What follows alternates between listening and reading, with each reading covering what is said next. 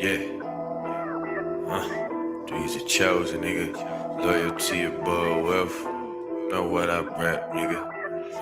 They got us fed up. Fuck the police. Yeah, that's how I'm feeling, nigga. Fuck the police. Ooh, it's getting real, my nigga. Fuck the police. Yeah, we lootin', stealing, nigga. Fuck the police. Cause they been the real villains, nigga. Fuck the police. Yeah, that's how I'm feeling, nigga. Fuck the police. Ooh, it's getting real, my nigga. Fuck the police. Yeah, we lootin', stealing, nigga. Fuck the police. Cause they been the real villains, nigga. Off top, RP Trayvon, yeah. We should've killed some of them, pussy nigga wanna be cop. Fuck you in the neighborhood, watch. Nigga, I'm pissed. RP George, I'm raising my fist. Young and I'm lit, black man in America.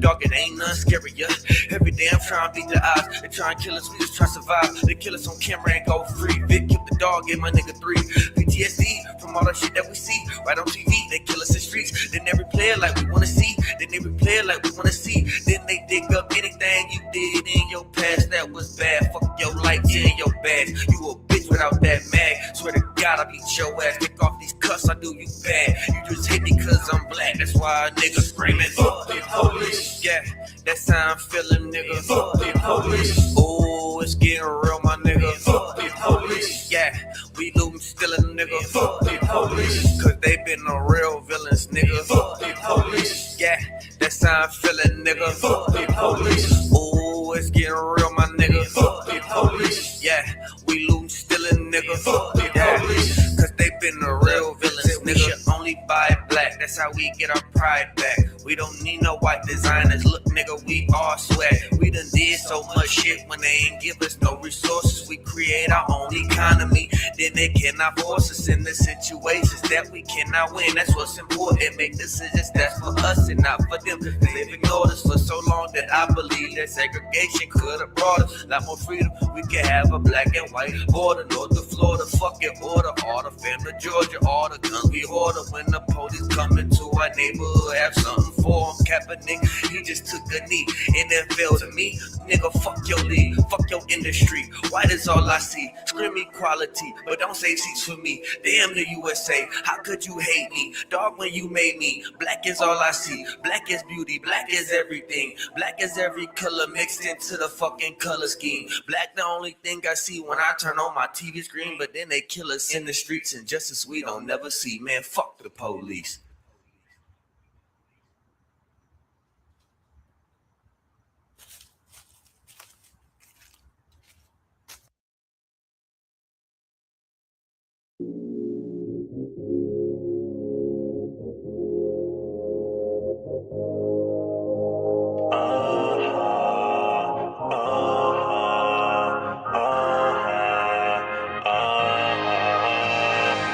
I came to make history. I did not come to make friends. Bible is playing in front of their eyes. It's all coming down to an end. This is the part I was talking about. He about to reveal all the sins. I decided to repent. I cannot follow my sin. I came to make history. I did not come to make friends. The Bible is playing in front of their eyes. It's all coming down to an end. This is the part I was talking about. He about to reveal all the sin. I decided to repent. I cannot follow my sin. Right now it's a drought, and niggas is figuring out. Yeah, we got the Bible right now. Yeah, we don't got time for the, we don't got time for the, time for the clout. I know who here for the clout. Here for the clout, man. We bout to shut it all down. Look, we bout to tear it all up. No BET tearings, but tearing it up. I got the flames flaring right up. We got the stage that's staring at us. I'm with the captains, they tearing it up. Knocking them down, we build it right up. Yeah, they thought we were out of luck. They tore us down, we built them right up. Man, I'm tired of niggas. Tired of acting like I never get it. Tired of being around people who quit it. Tired of acting like I play the victim. Tired of feeling oppressed by the system. I've been affected for so long. I know there's a lethal weapon, but no weapon from against me never prosper. You can know it, don't let it go.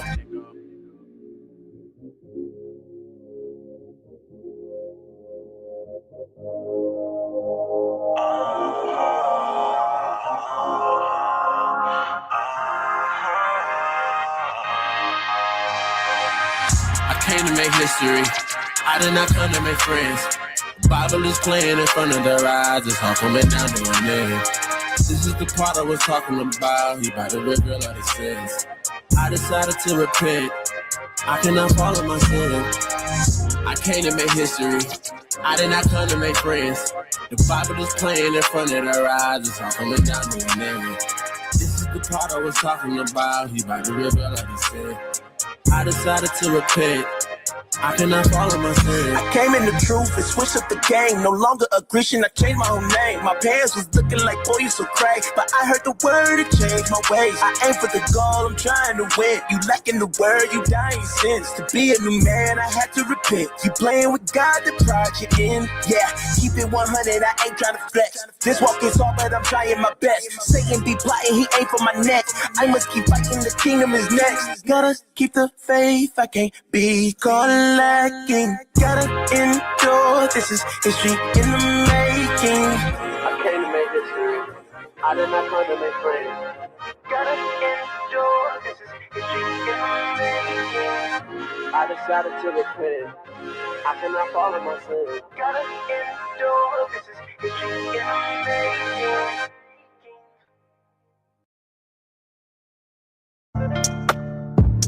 Strawberry, give me moment.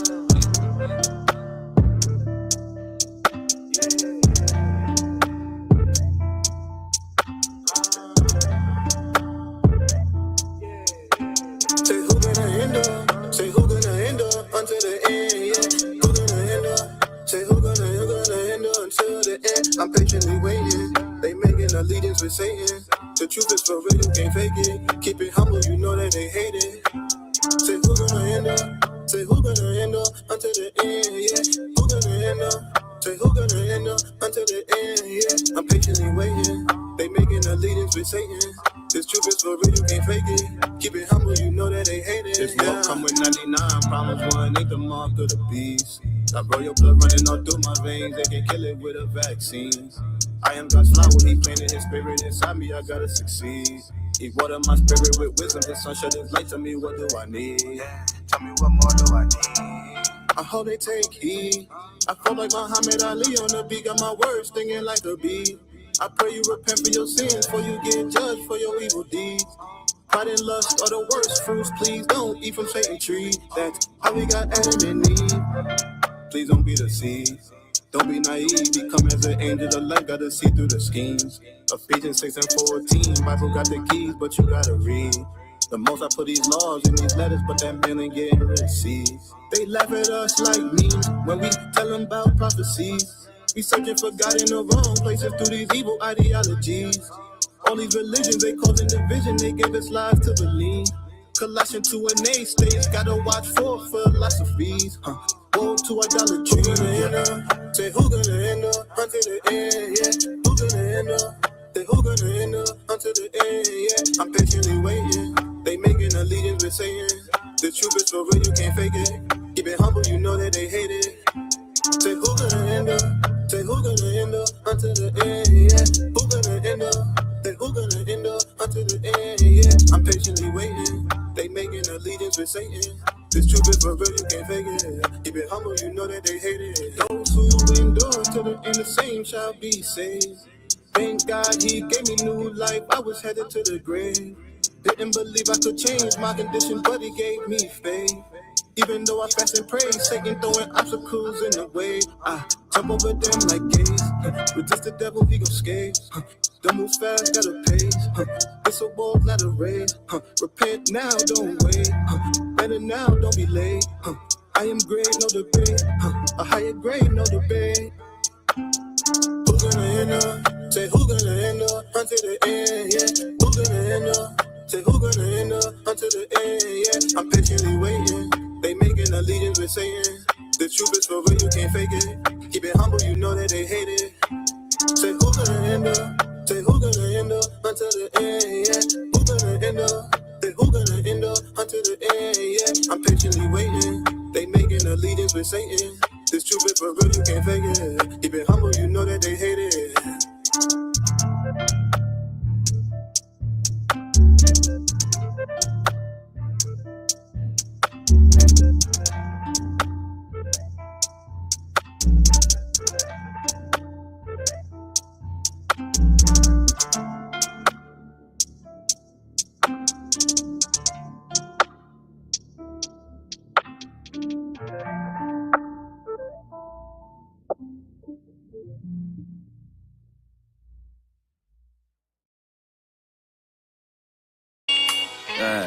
With these scriptures, I'm meek with it. Yeah. Came back like I'm meek with it.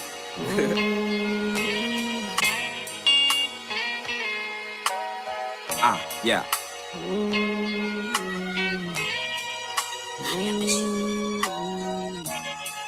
Come on.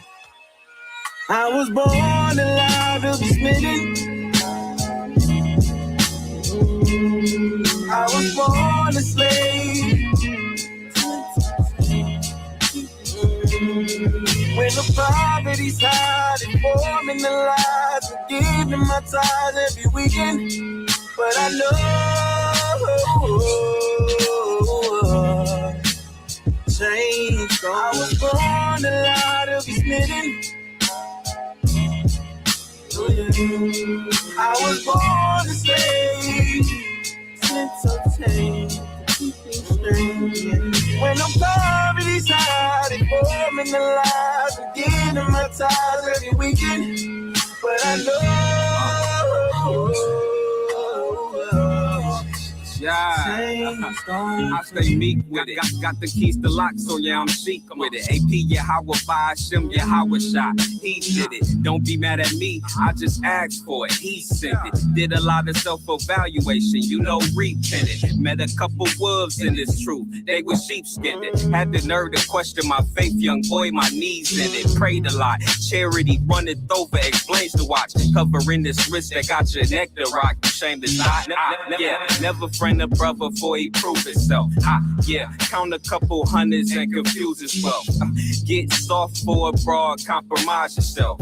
Now you dibbling, dabbling, all kind of hell. Yeah, a sound body in law is all a help. You better walk for the Lord and don't play yourself. Yeah, a sound body in law is all a help. You better walk for the Lord and don't play yourself. I was born alive to be smitten.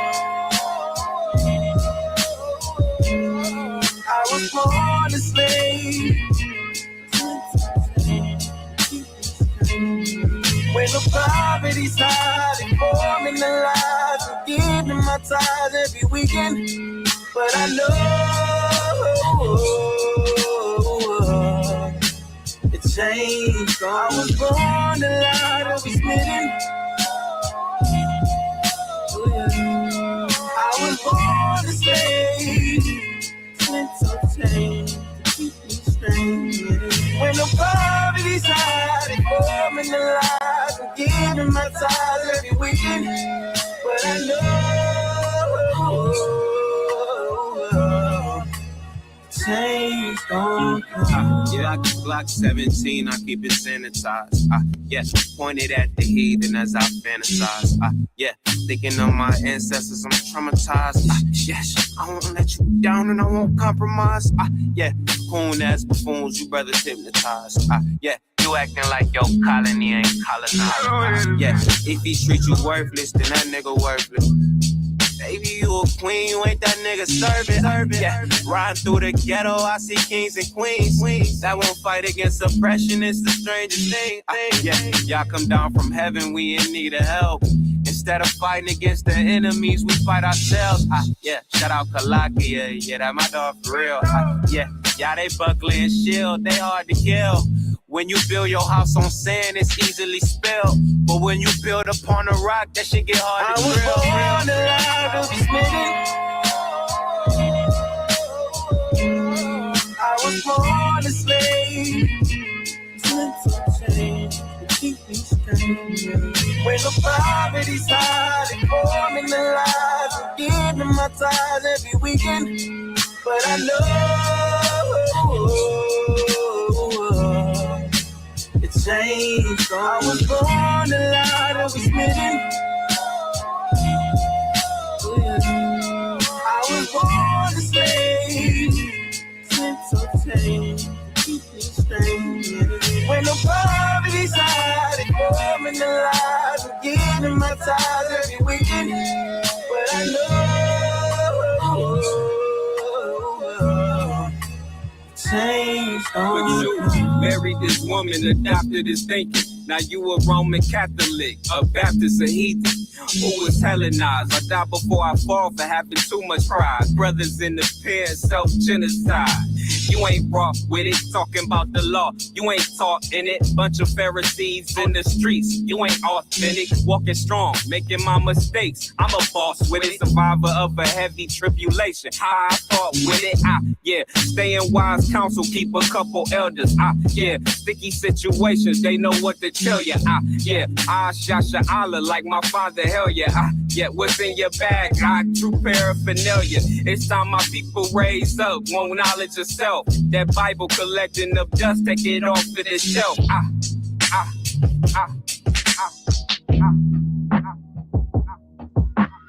Thus saith the Lord of hosts, they shall build. They shall what? They shall build. But look at these buildings. They shall build, but what?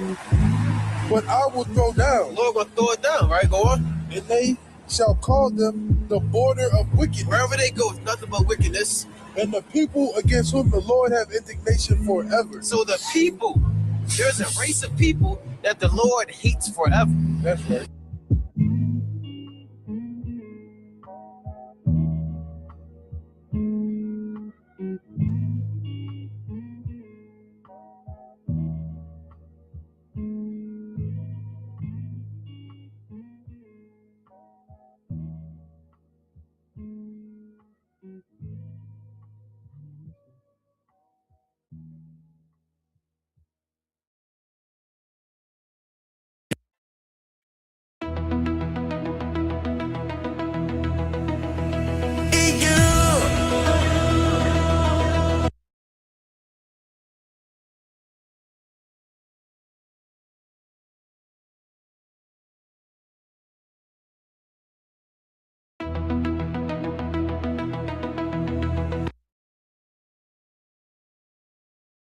I will punish your heritage for disobedience.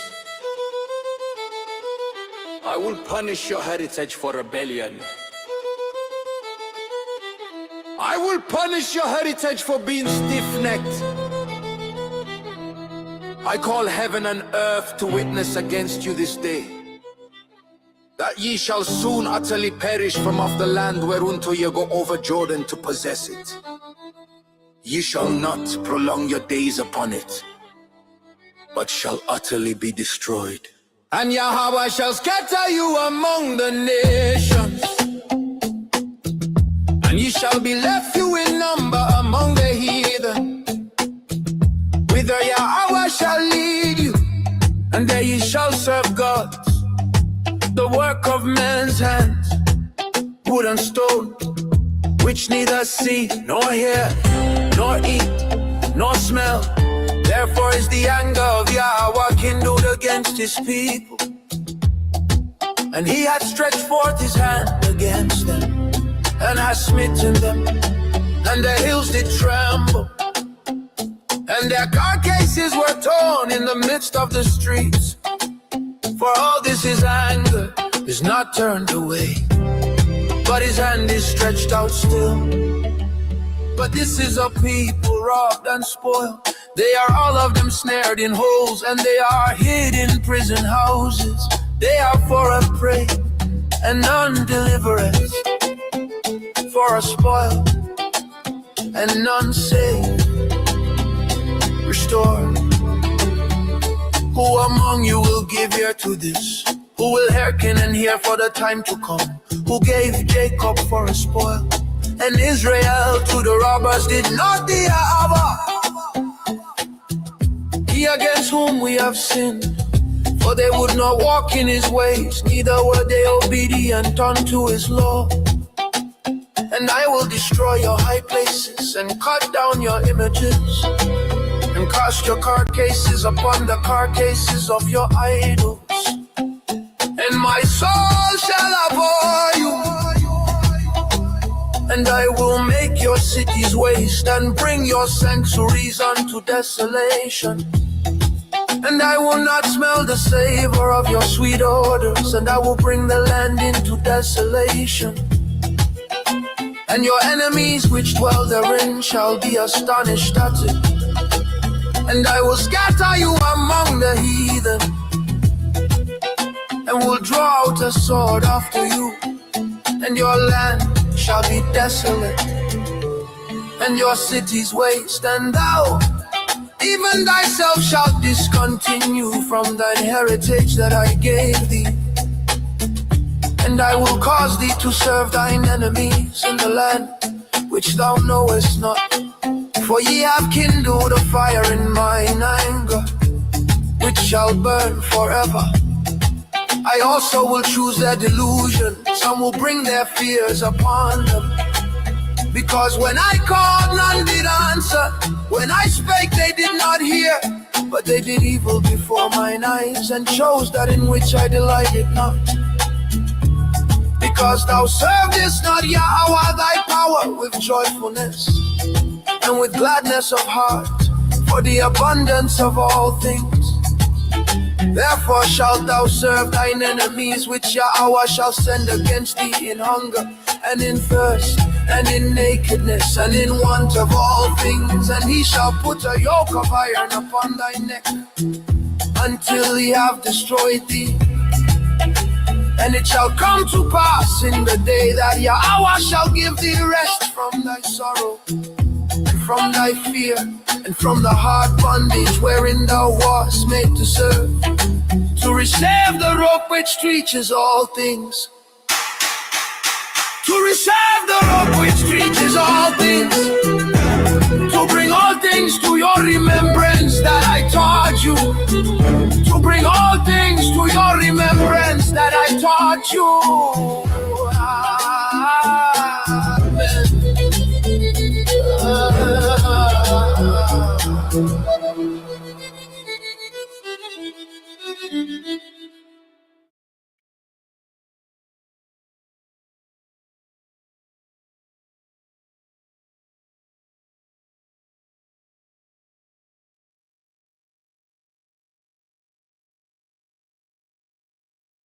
Shalom, shalom, shalom. First, giving all honor, glory, and praise to Yahweh Bahashim, Hamashiach Malak Hawashai.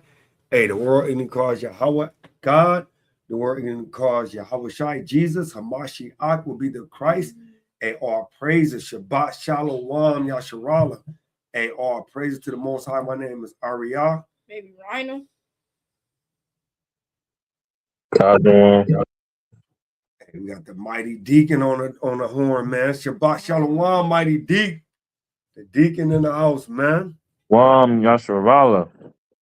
Done. Hey, all praises. So I know y'all see the title, current events, right? Because there's been a lot going on. Hey, we've been doing lessons, but hey, we figured this week it'd be time to really find out what's going on, right? I know a lot of people really have been, doing different things on what's been going on, and so we just wanted to kind of chop it in. So we're gonna start with this, bring you back up to speed with the old school. We're gonna show you how we got to this point, right? So we're gonna start off with some old videos, chime in, Deep, if you got anything you want to chime in with and say, hey, just let me know, and I'll pause it up, and you know how we do. All praises, man. With further ado, hey, all praises to the Most High. Hey, he lead this lesson, man. Did something that signed his death warrant. It was not building weapons. It was not threatening his neighbors. He switched Iraq's oil sales from dollars to euros. So I definitely wanted to stop it right there, King. So part one, it said, hey, he got killed, right? But it said it wasn't. Number one, he said it wasn't because he threatened his brother. It wasn't that he did wrong, but he literally wanted to switch the petrodollar over to his own money, which was the ruble or the gold. So I'm going to replay that just so, we can hear that again. In 2000, Saddam Hussein did something that signed his death warrant. It was not building weapons. It was not threatening his neighbors. He switched Iraq's oil sales from dollars to euros. 3 years later, his country was invaded. His government. Hey, and so it's crazy, right? Because it said 3 years later, his country was invaded. Right now, I got homeboys that actually served on that tour, right? So you had the Iraqi war and the Kuwait war. It was back to back, and then after that, they had no, they had the Kuwait. They had the let me get it right. So they had the Kuwait war, which is them, right? And then after that, they had the Iraqi, and then they had Bin Laden. So I can't remember if Bin Laden, Iraqi, the same thing, but they had Bin Laden right after this, right? But my boy served on both of them tours. It was like a 6 to 8 year war effort, right?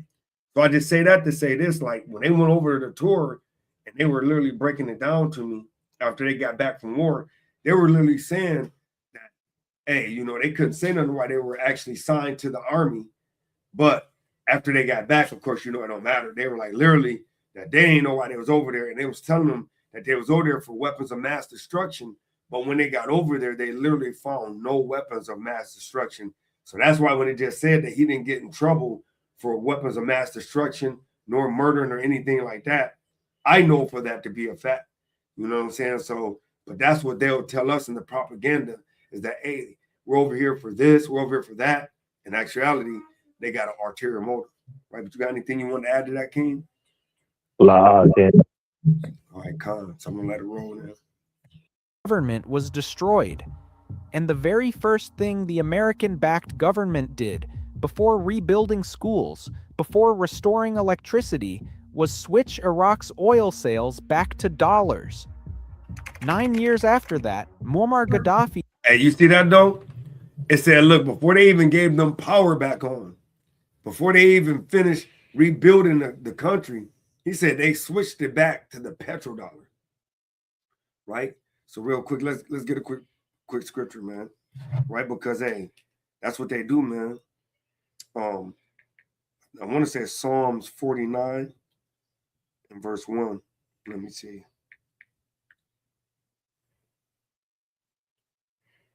It's crazy, man. Hey, it's crazy how they how they get it back to what they're looking for.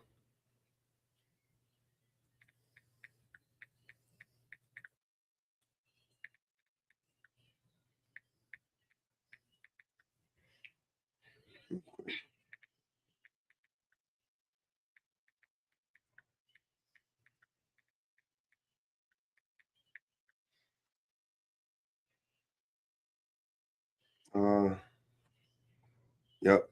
Go ahead. Go to 49 and 1. Start off 49 and 1. This is Psalm chapter 49 and verse 1, and it reads, to the chief musician, a psalm for the sons of Korah. Hear this, all ye people. Give ear, all ye inhabitants of the world, both low and high, rich and poor. Go ahead. Together. My mouth shall speak of wisdom, and the meditation of my heart shall be of understanding. So he said he's finna give you a little gem, man. He's finna give you a little wisdom and knowledge on what this earth is about. So now you understand that. Go to verse number 6. Come. 6. They that trust in their wealth. So whoever these people are, they trust in their wealth. Go ahead. And boast themselves in the multitudes of their riches. Now, verse number 11. Right. So whoever these people are, they boast of their wealth, and they what it says, and it says, and they boast themselves. He said they trust in their wealth and boast themselves in the multitude of their riches. Now go to verse 11. 11. Their inward thought is that their house shall continue forever, and their dwelling place to all generations. They call their lands after their own names. And I said, so hey, so wherever these people are, they boast in their wealth, hey, and they trust in their wealth, and they boast in themselves, man. Right? And he said, and they call their lands after their own names, and we know who these people are.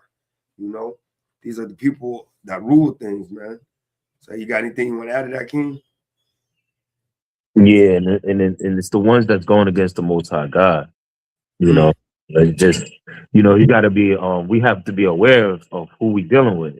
You know, in these last days, and a lot of, like you said earlier, King. A lot of people don't even know who they are still, and even our opponents. Who's the enemy? There's two sides to everything, right, King? There's a balance, right? So Yeah, that's why we're doing a history lesson right now to further store you history that lines up with the Bible. And yeah. And it's crazy because, like he said, look, America, right? Which we know America was named after, the map maker Amerigo Vespucci, right? So it's crazy that he said, look, they came over, invaded them, and they said the reason why they invaded Kuwait, right? Afghanistan, was because they said they had weapons of mass destruction, but they literally just told you that he didn't have any weapons of mass destruction, right? That they came over there really for another agenda. And he said before they even turned on the lights, the power, or they even helped build him back up with Taiwan, it said literally they put back in the power that they had to sell their oil back in petrodollar. See that? That's crazy, bro. People didn't even have power, King, but yet you got to make sure we get this back in order. And that even goes back, not to get too far off track, but that even goes back to Hurricane Katrina. Yeah. Yup. How that was orchestrated, right? Remember? Yeah. And then ever since, even like, I'm gonna ask you this, King, real quick. Was that like the first major one? Because we had storms before that. Yep. Was it like, how like every year now we get a new storm that they name after, you know what I'm saying? And I think Katrina was the first one that was all right, it was to the world, like everybody knew about it, especially the ones that been in the United States. You know what I'm saying? So like I understand what you're saying. Yeah, and it was crazy because the point I was making with that Katrina is I got homeboys that live in Louisiana, and they told me the same thing. They said it's still right now, there's places down there in Louisiana that's still flooded in the Ninth Ward, right? But literally, as soon as Hurricane Katrina happened, bro, they had the business district up. The New Orleans Saints was playing football like a week or two after Katrina, bro. Right, I remember that. Brand new dang football field and everything, bro. I definitely remember that, King. You're absolutely right. Bring out that Psalms 49 and 6 again. That's crazy, man.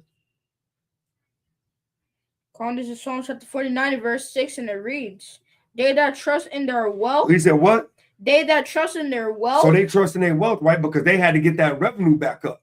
It's like they had to switch back over to the petrodollar to get that money revelating back in.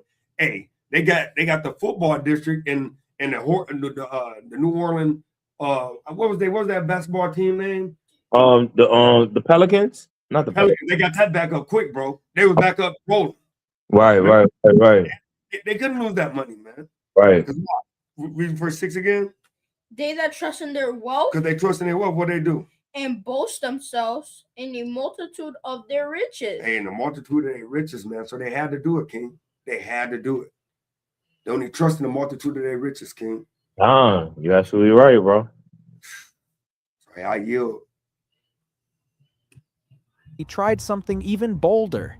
He did not just want to sell oil in a different currency. He wanted to create a brand new one, a gold-backed African currency that would free the entire continent from Western financial control. NATO bombed his country into rubble.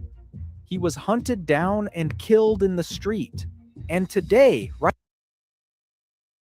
Hey, you see that though? They said they literally hunted Gaddafi down and killed him in the street, bro. Just because he wanted to change the money from the petrodollar to the gold standard over there. Right.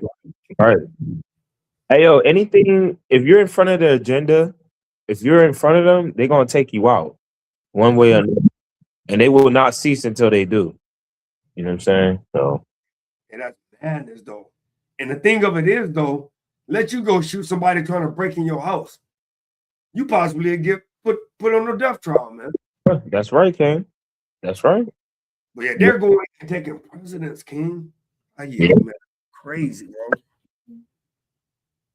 That's crazy, King. Right now, as you are watching this, Black Africans are being sold in open-air slave markets in the country the West liberated. If you are paying attention to what just happened to Iran this weekend, you already know the pattern just repeated itself. Bro, did you just hear that, bro? Yeah. They literally said if you're watching what's going on in Iran the other day, you're not doing nothing but the people that they're bringing up, you're only watching the pattern repeat itself. Right. Why? Because Iran said, look, we're done with the petrodollar. Yep. Back real quick. Hey, watch this. I'm going to show you something real quick. This is crazy, bro. I'm going to put when did the Middle East stop trading in petrodollar.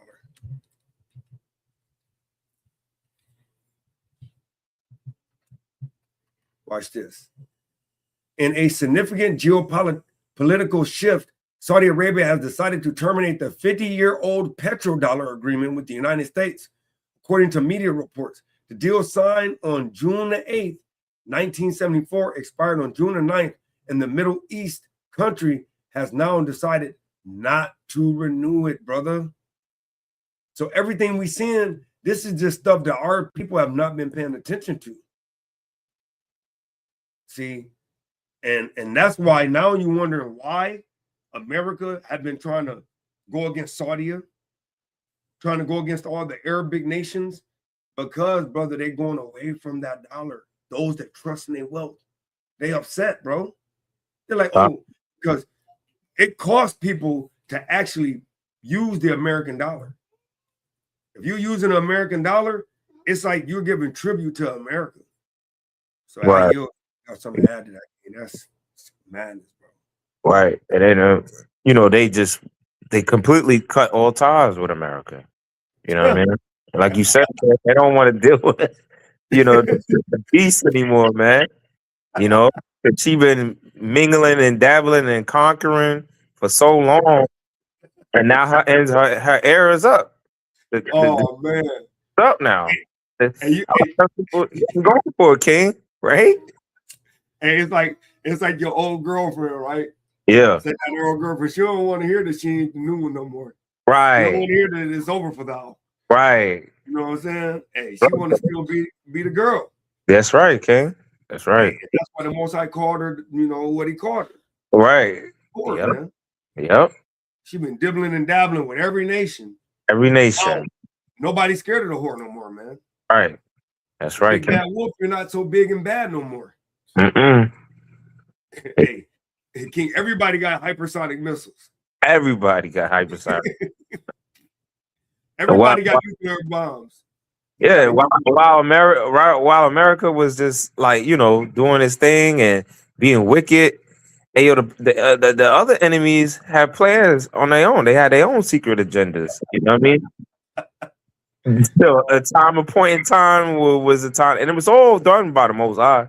It was all done by the Most High. So yeah. Hey, I'm finna get some more in it, but hey, I'm telling you, man.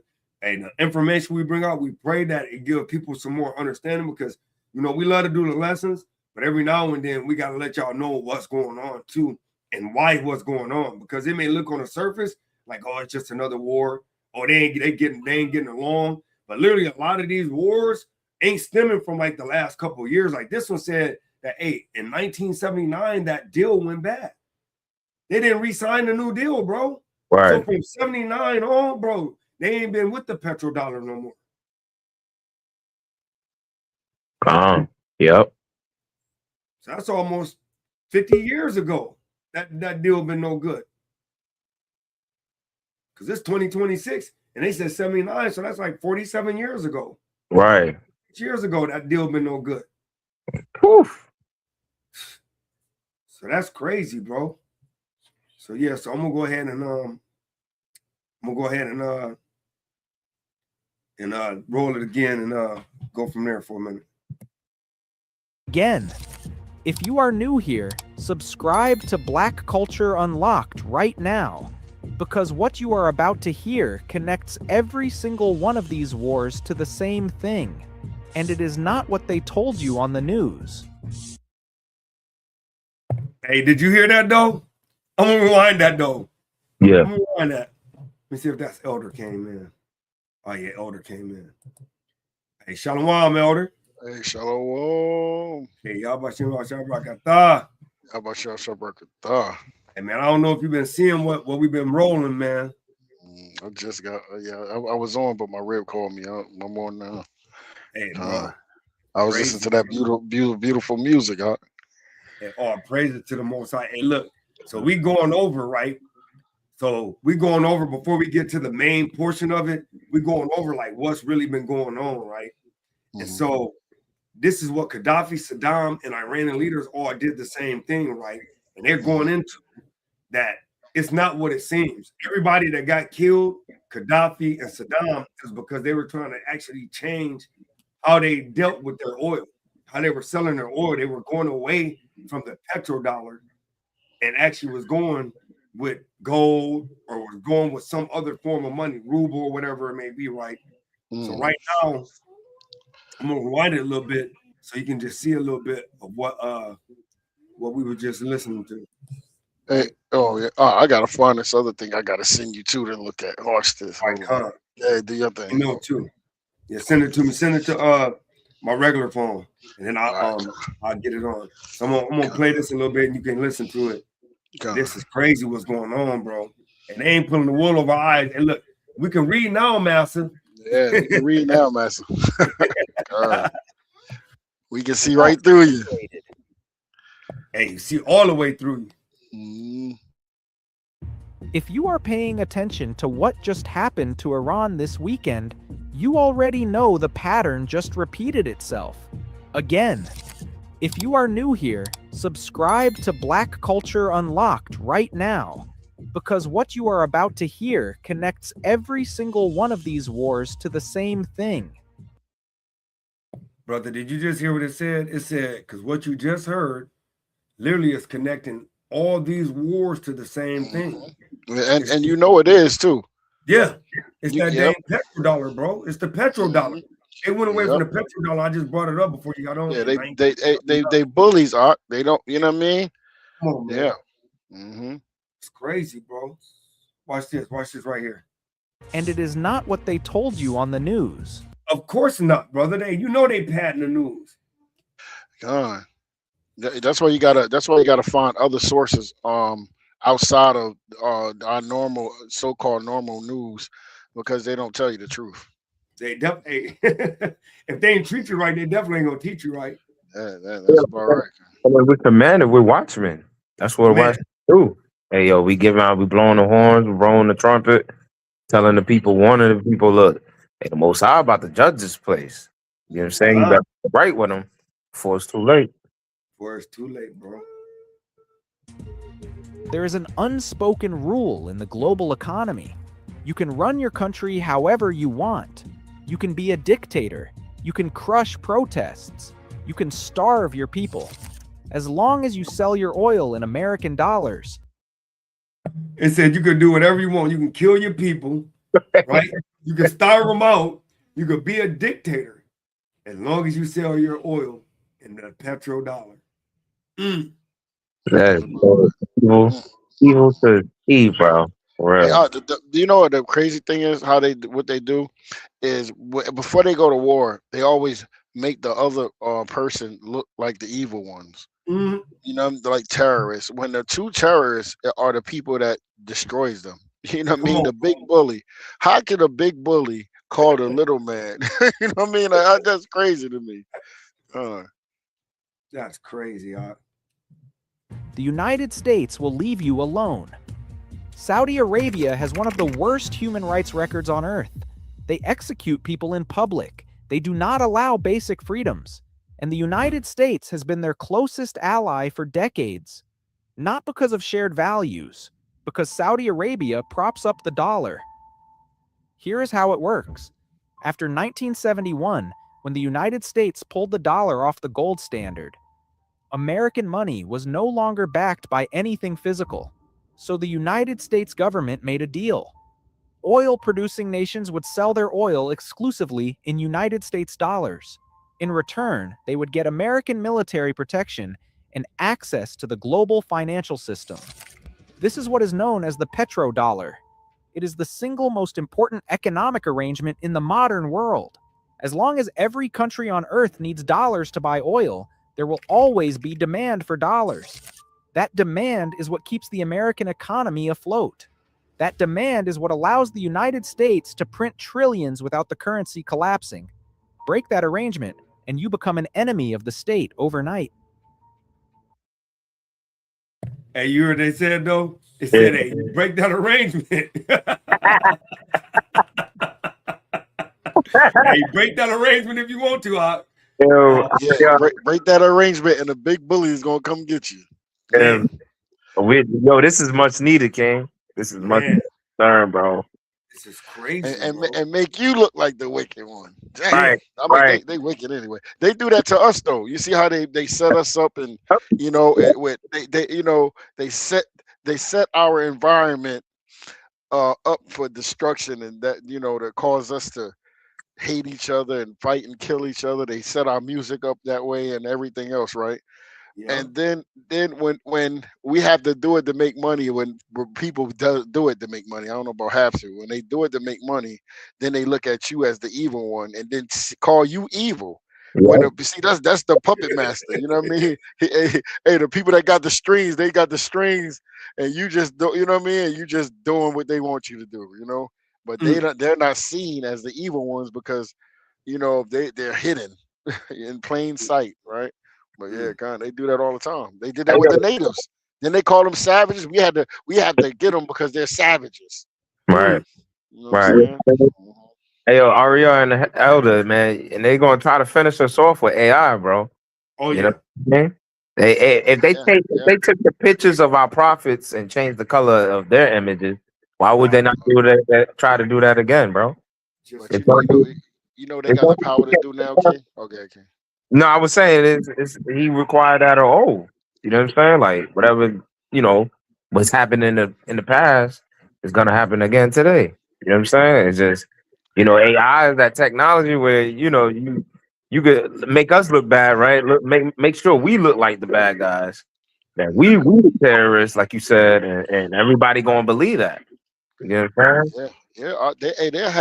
They have a person that look like us with fringes on and everything, looking like he's shooting up, or doing some kind of wickedness, airing out someplace, possibly with a small hat set or something like that, to make it seem like what what I'm saying, to make it seem like we did that, you know what I'm saying? And so people will look at us like, look at them, they coming at the Christian church or the other churches and all of you can't say those names, of course, certain people, but you know what I mean, and you know what I mean, and make us look like we did it. It's gonna really look that way.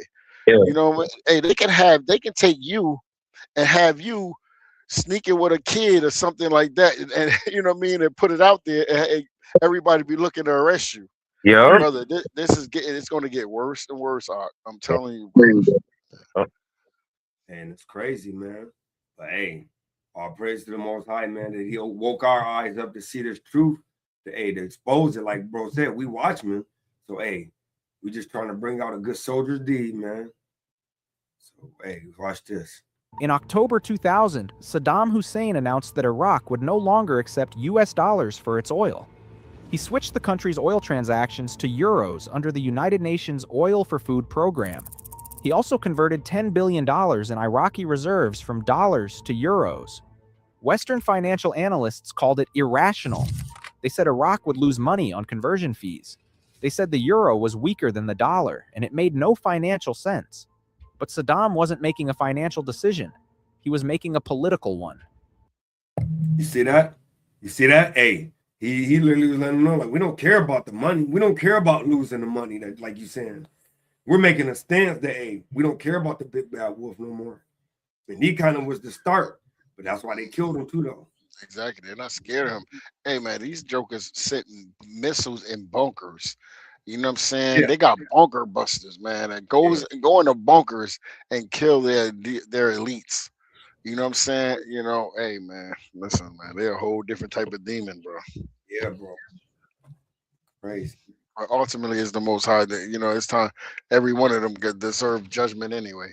So, let them do their thing. We're just sitting around eating popcorn, man. You know what I mean? And reading the script, Hey, we sitting around watching.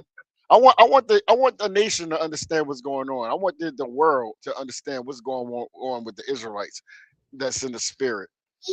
We're sitting down, eating popcorn, right? Reading prophecy, laughing and smiling, and cheering on the Most High. That's what we're doing right now, Literally, right? Because literally. we know that our salvation is drawing nigh. Come on. All praises to the Most High, man. So we're not scared. We're excited that the Excited. Most High prophecies are so beautiful.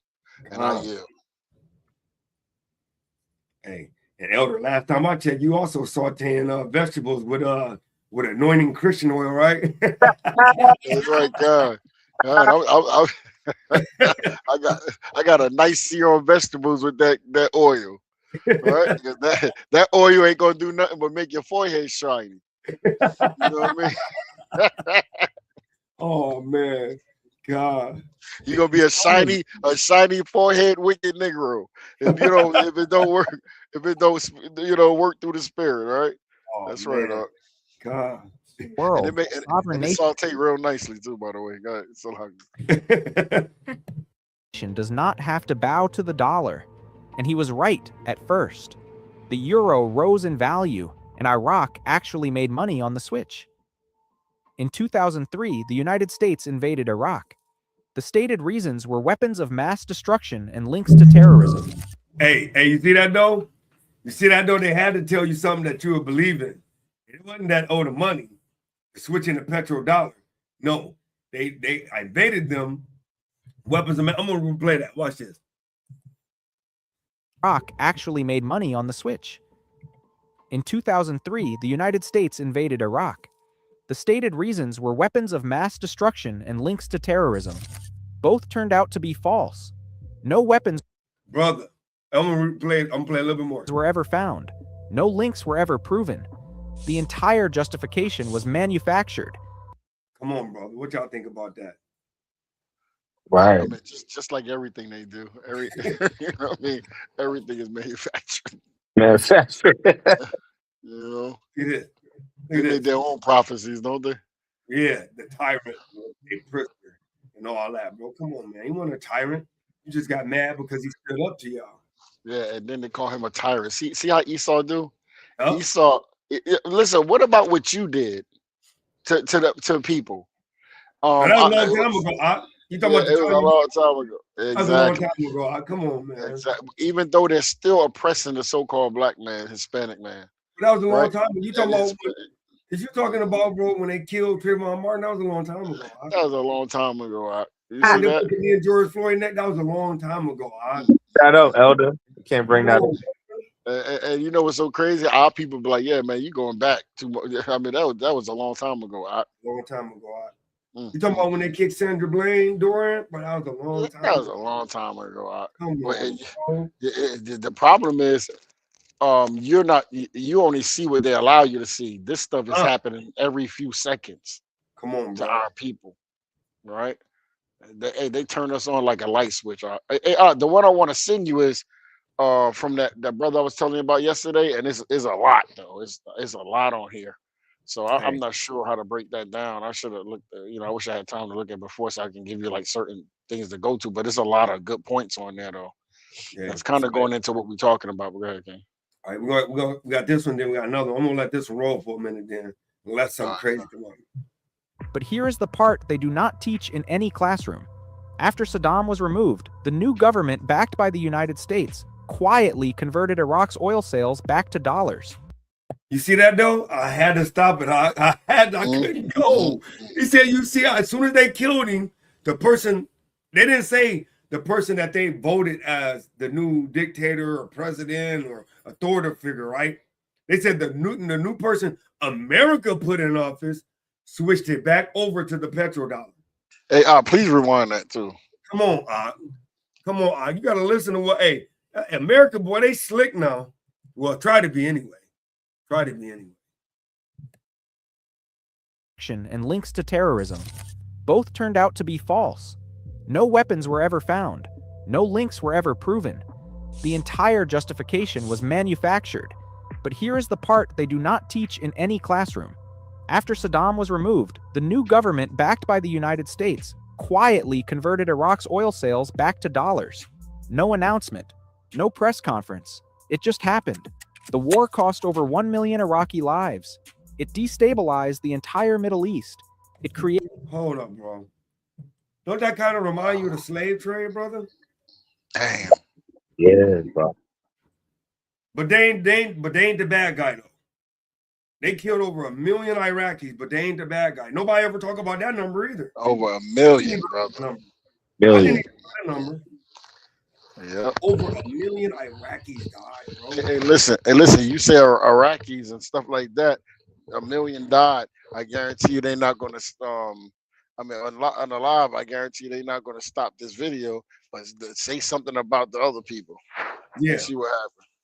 Hey, but you know what though? I ain't gonna say no names because I don't want no flag to go on. But you know, they said there was 1 million of other people that died in concentrations. Yeah. And guess what? I'm saying it was a big deal. But what about the Iraqi lives? They don't matter. Right. Yep. I just want to say that I don't want to get flags. I'm gonna shut up and keep going. Created the conditions for the rise of ISIS, and when it was over, the dollar was back in charge. Mission accomplished. If you've been watching the news this weekend and wondering what's really going on, this is it. Hit that like button and subscribe because the pattern doesn't stop with Iraq, Gaddafi, and the gold dinar. Now, here's where it gets personal for every black person watching this. In 2009, Muammar Gaddafi, who was chair of the African Union at the time, proposed something that terrified every Western financial institution on the planet. He wanted to create a unified African currency backed by gold. He called it the gold dinar. The plan was radical and it was specific. African and Muslim nations would sell oil and natural resources only for gold dinars, not dollars, not euros. Gold. Libya alone held 143 tons of gold reserves to back it. Countries like Nigeria, Tunisia, Egypt, and Angola were ready to join. Think about what that would have meant. Africa holds 30% of the world's mineral resources. It holds massive oil reserves across Libya, Nigeria, Angola, and Algeria. If those nations collectively refused to sell their resources for dollars and demanded gold instead, the entire Western financial system would have been shaken to its core. The plan was also designed to replace the CFA franc, the currency France forces its former African colonies to use to this day. 14 African nations are still required to store 50% of their foreign reserves in the French treasury. That's not economics. That's... Hey, bro, why do they require them to put 50% of their gold into their reserves? Yo, they're the bullies. You can't tell me that's not Babylon, brother.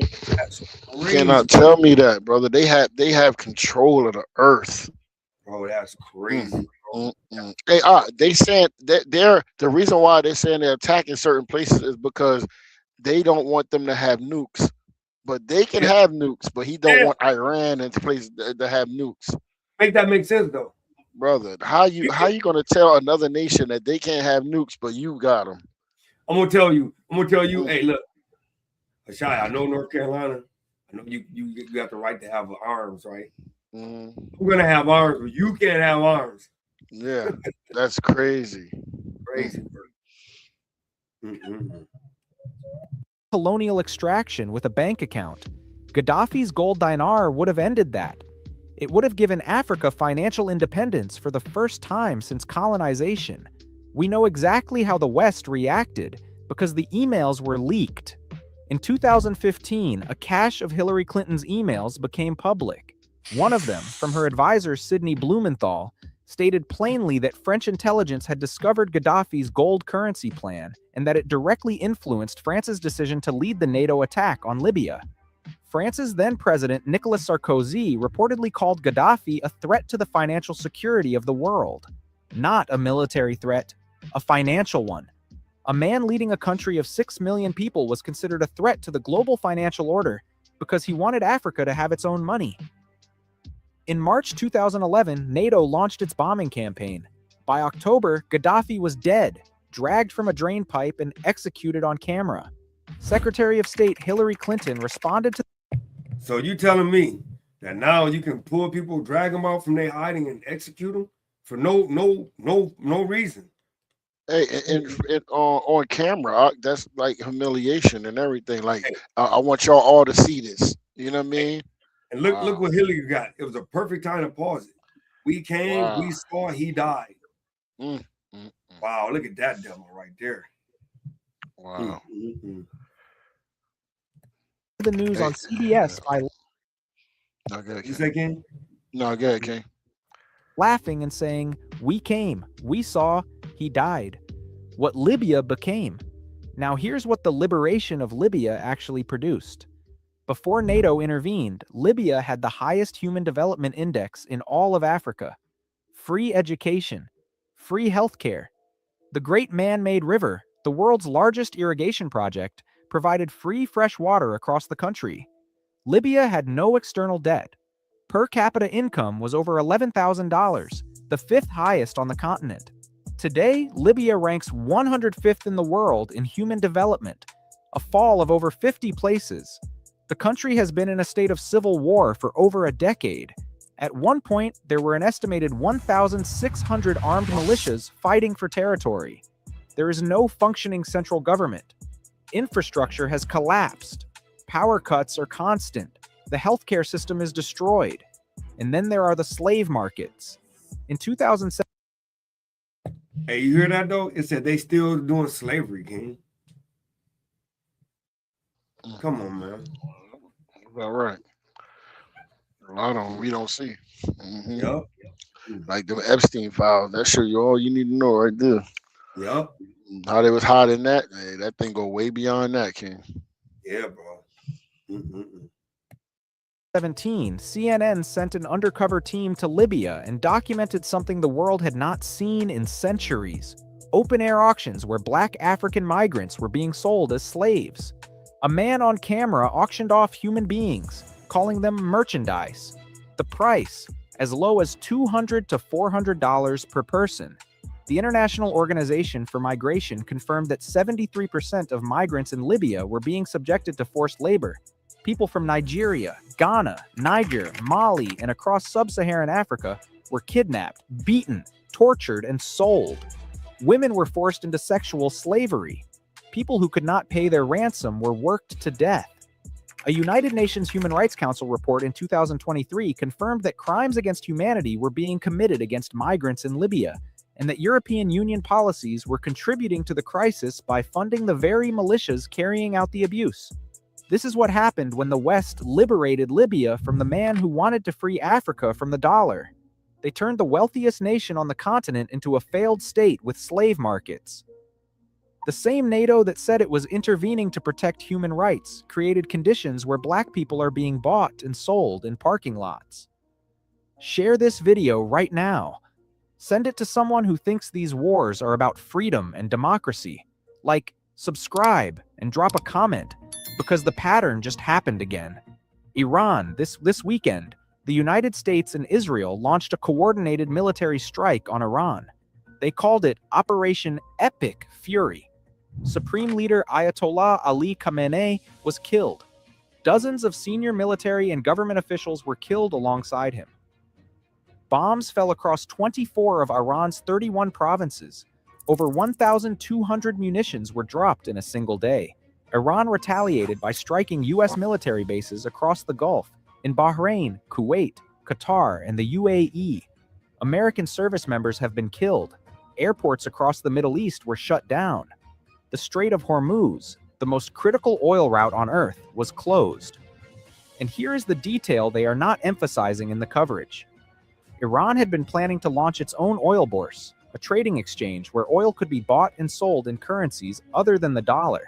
As far back as 2007, Iran announced plans to open the oil bourse in Tehran, where nations could trade hydrocarbons without ever touching a US dollar. Almost immediately, the rhetoric about Iran shifted.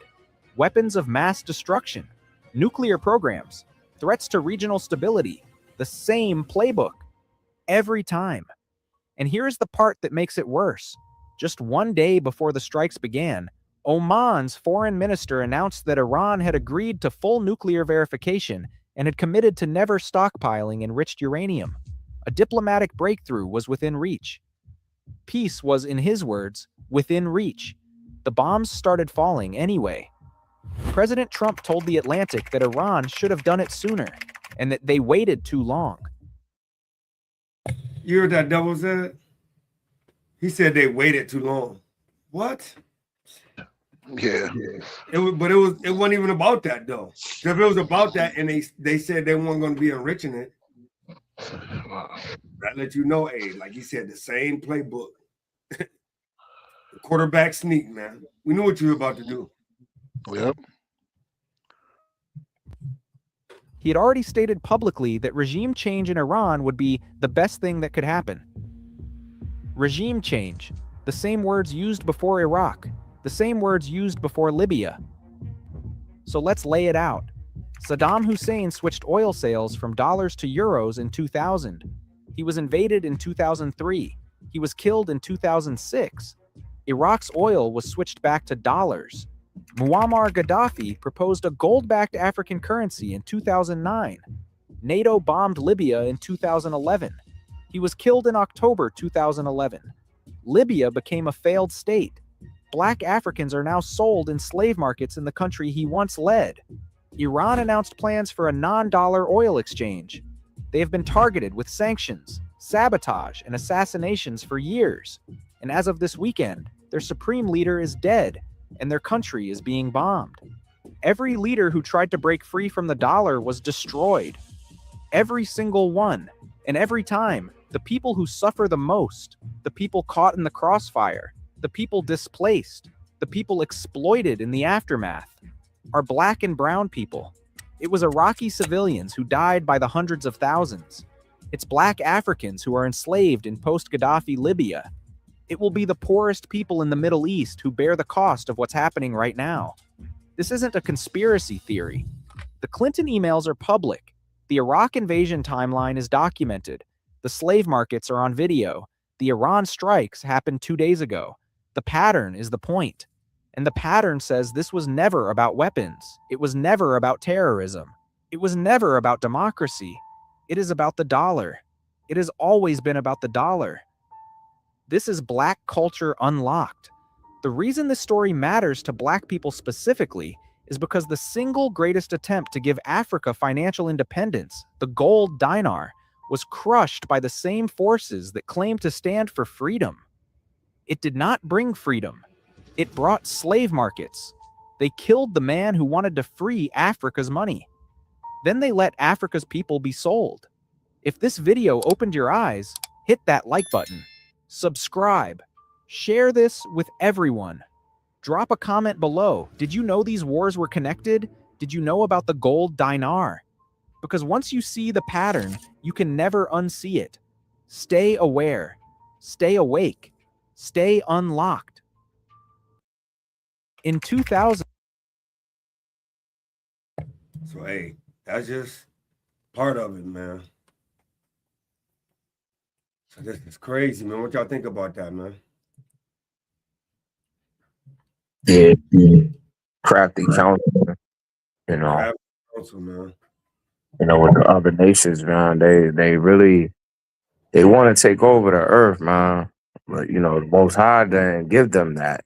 You know, they gave them rulership for a short period of time. You know what I mean? Yeah.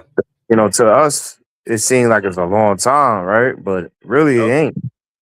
You know what I mean? And you know, once we back into power, you know, none of this will be going on anymore. So it's very important to go over it now, you know what I'm saying, in history and have it embedded in your mind and your soul so you don't forget. You know what I'm saying? Yeah. So this second video, right? So I'm gonna go into showing you the area where all this conflict is happening.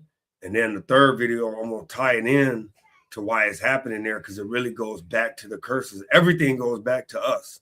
Everything. Right. So this video right here is a short video, 5 minutes. You know, I'm gonna let it roll mostly. And we're gonna find out some more information about why it's going on, because I thought that all oil was created equal, but it's not. So without further ado, I'm gonna let this one roll. If y'all got something, you know, like always, stop it. Let me know. I'll pause it. Check out this map. These red dots show the oil tanker traffic in the Strait of Hormuz before the US hit Iran. And now look here. This is just 4 days later.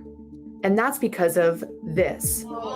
Iran responded by attacking oil tankers in the strait, leverage in a war with a military superpower. Around 20% of the world's oil and natural liquefied gas moves through this passageway. So what does this mean? We already know that gas prices are going to go up. Oil and natural gas prices are surging. This is an ongoing situation. Gas prices could increase 10 to 30 cents. Check out this chart. Right now, the US is producing more oil than any other country ever has in history. So why are Americans already feeling this at the gas pump? More than 80% of the oil that passes through the Strait of Hormuz will go to Asia, where the impact will be felt more sharply. Just 4% goes to the Americas.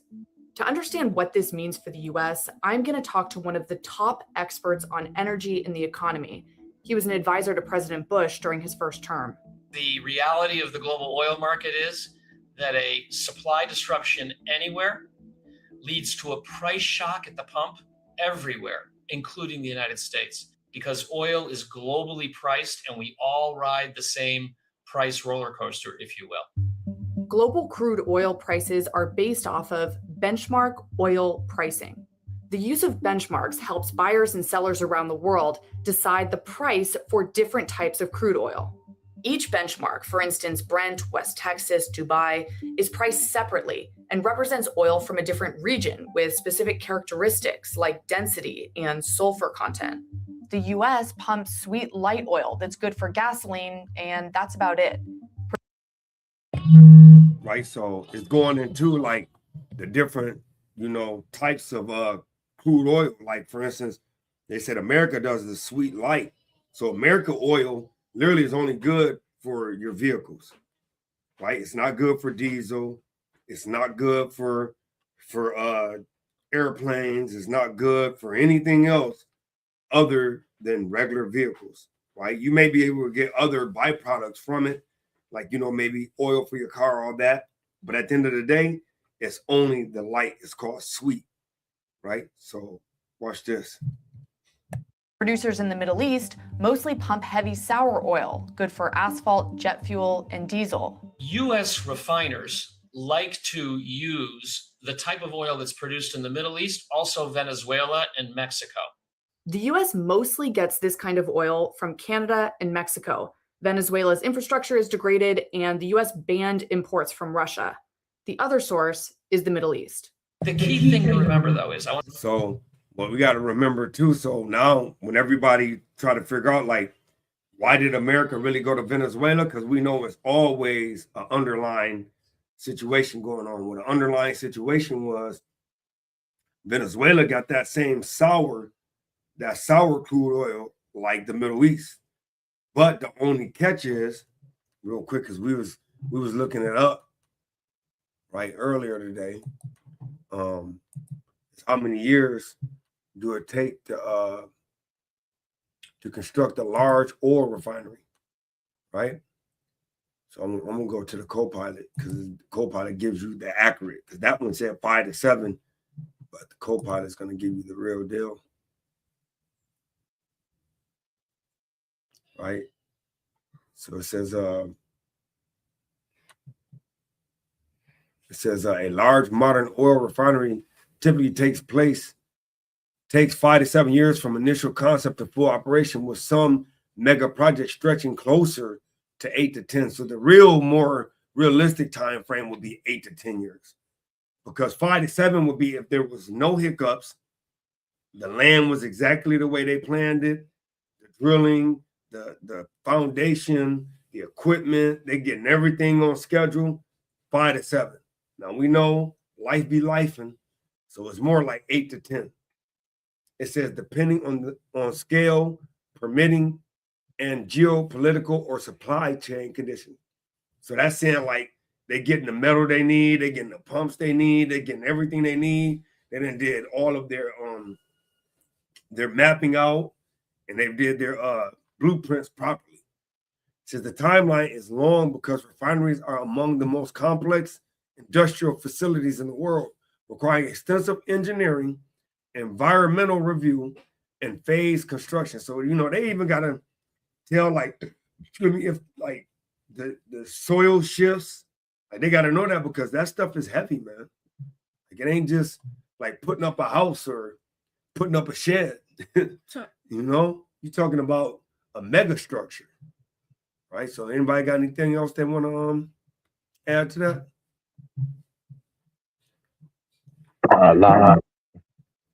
All right, so I'm gonna keep going then. Where's it at? Right here? Oh yeah. I want to make this very clear. The key issue is the price of crude grades overall is set in a global oil market. And even when the Middle Eastern oils are disrupted, prices of all oils go up. A lot of Americans are wondering, how bad could this get?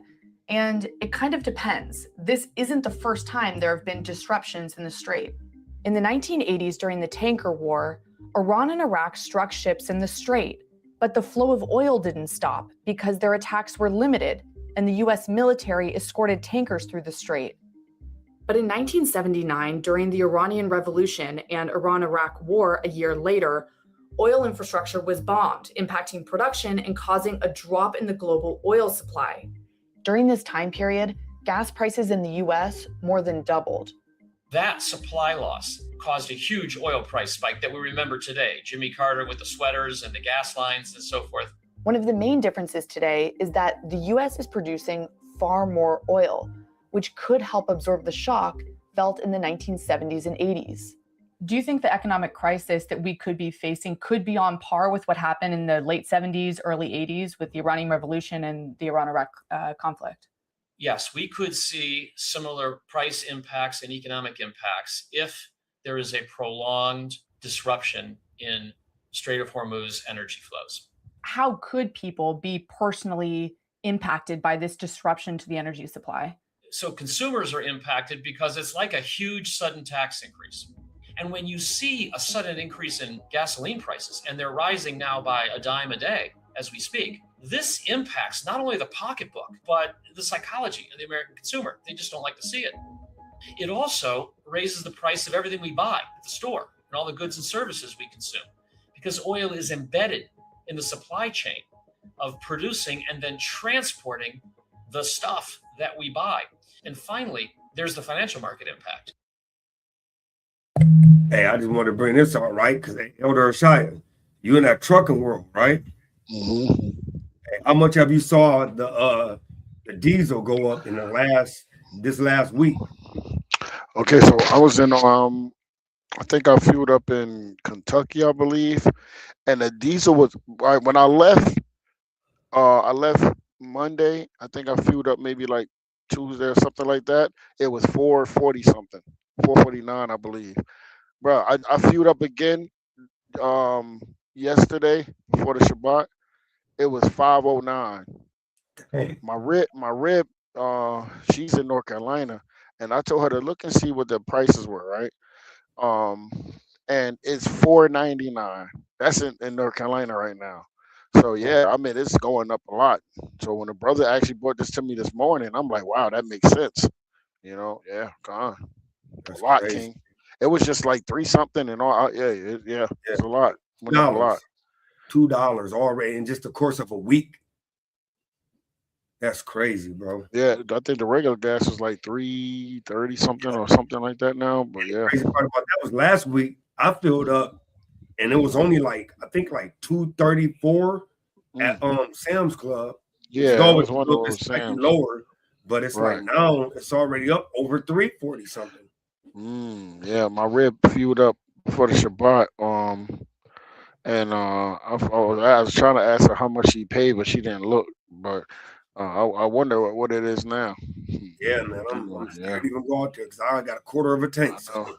Hey, you know what? You know what's crazy? Like it was crazy yesterday. Like my rib, she was telling me like, wow, I don't know what's going on, but like the fuel plate, the Sam's Club and the Costco was packed. You know what I'm saying? And I'm thinking that people probably was trying to fuel up because they see the prices going up like crazy. Yeah, trying to catch it before it go up even more. It don't matter because you're gonna use it. And you gotta eventually Yeah, have you to deal gotta with it. use it. I guess that's why though. Yeah, come on.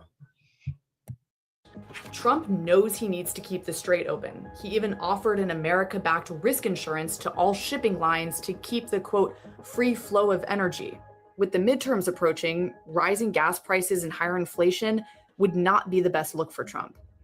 In my view, President Trump is acting on principle here, because if this was just a political calculation, he would not want to start a war with Iran in an election year when his concern partly was getting oil prices down. I conclude he actually means it when he says that he does not want to see Iran develop a nuclear weapons capability and the ability to strike with those weapons far afield of Iran. You were a top advisor to President Bush. What would your guidance be to President Trump today? Well, my guidance was, and my advice has been, if you wish to shorten the oil price spike that will occur, you have got to, from the very earliest parts of the military operation, degrade those Iranian military capabilities that can make Hormuz unsafe for weeks.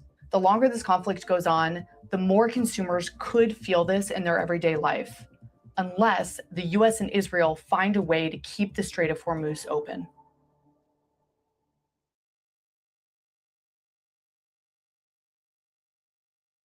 Yeah, so that's crazy, bro. So that's that one. So now, my last one, right? Because everything goes back to the on February 28th, right? So this is the area. So we saw the area where the strait is, but now I'm going to show you a little bit more history. And this is my last video about why it's happening there, right? Let me close some of these windows.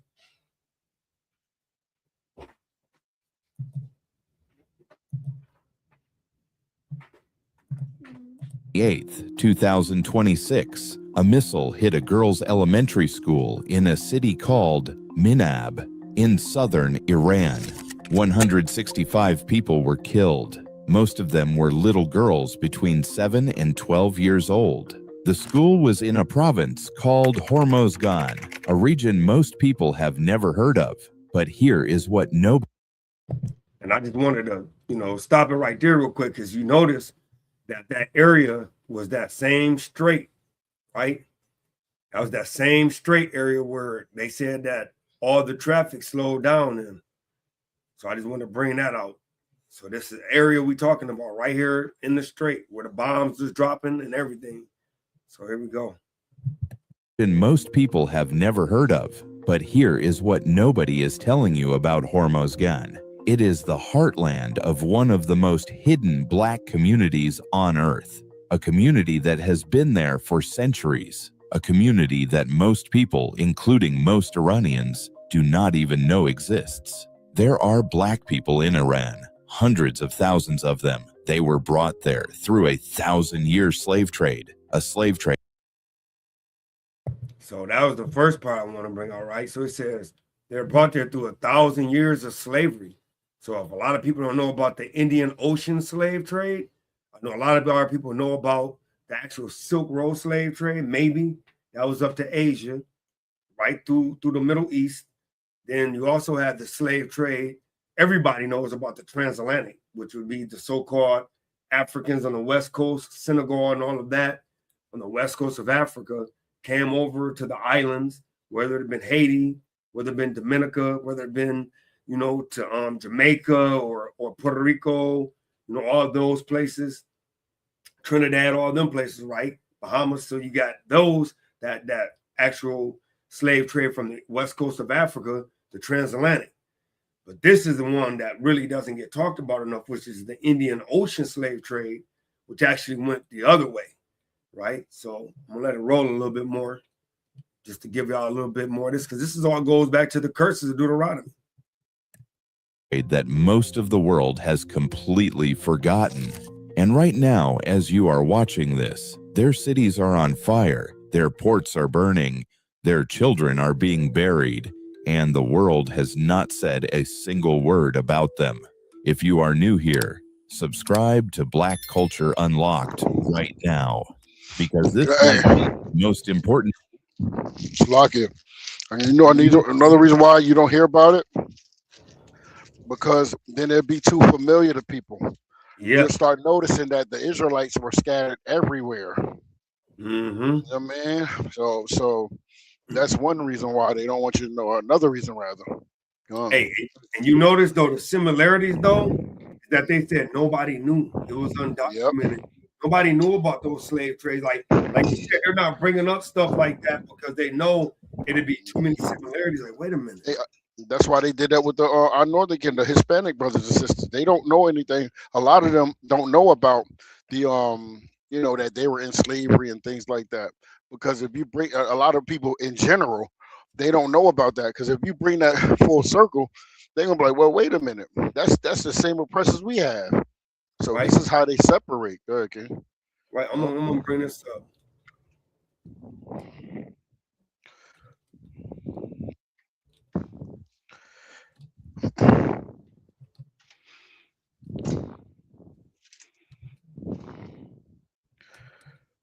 Hey, you was that's right. We was out there together. Remember, I was asking the sisters, do they know anything about that? They was like, they didn't even know about their people going into slavery. They didn't even know, man. Look at that, brother. So it says Native American and Hispanic and indigenous people in Spaniard-controlled regions were forced into slavery beginning in the late 1400s. See that? Shortly after European arrival, the systems, timing, and forms of enslavement differ by region, but the earliest large-scale enslavement began after 1492. You see that? And they said Native Americans were enslaved by Europeans starting in the late 15th century. Immediately after the Spanish arrival in the Caribbean, indigenous slavery expanded through the 15 and 1600s as colonization spread, bro. Come on, man. Right? It says throughout the 16th century, Native Americans were enslaved in the Caribbean, Central American, South American, and later in North American. It says North American Native Americans were enslaved as prisoners of war, then sold to plantations in the West Indies, known as Jamaica, that area, during the 1600s. Then it says indigenous enslavement continued in various forms, forced laborers, peonage, removal into the 18th and 19th centuries, even after African American slavery became dominant. That's right, and that's crazy because that's what they teach everybody about. They teach you about the so-called, you know, African American slavery, but they don't teach you about the slavery of the other people, because you're gonna put two and two together. Like, hold up, you know. So that same thing happened. Because see, you know, a brother from like a Hispanic brother or sister, they would say, well, we wasn't slaves. You know what I'm saying? Well, that wasn't us because we weren't slaves. Hey, those curses in Deuteronomy 28 fit our people, the Southern Kingdom and the Northern Kingdom, the blacks, Hispanics, and Native Americans, to the T, actually. Yeah. What was that? What is that? Is it Hosea? What is that? When he talks about that Northern Kingdom when they went into captivity. It's, I gotta bring this out. It's, is it Hosea? It says What are you talking about, King Salaki? Sacrifice strange flesh. Yeah. What do you say? Say it again. I'm sorry, Ken. When you're done. I gotta find that, man.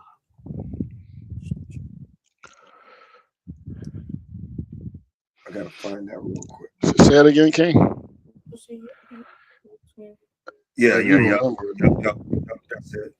Bring that out real quick. I knew it was Hosea. I just didn't know where it was at. I thought it was chapter 8. Start up at verse 11. According to Hosea chapter 8 and verse 11, and it reads. Start up at verse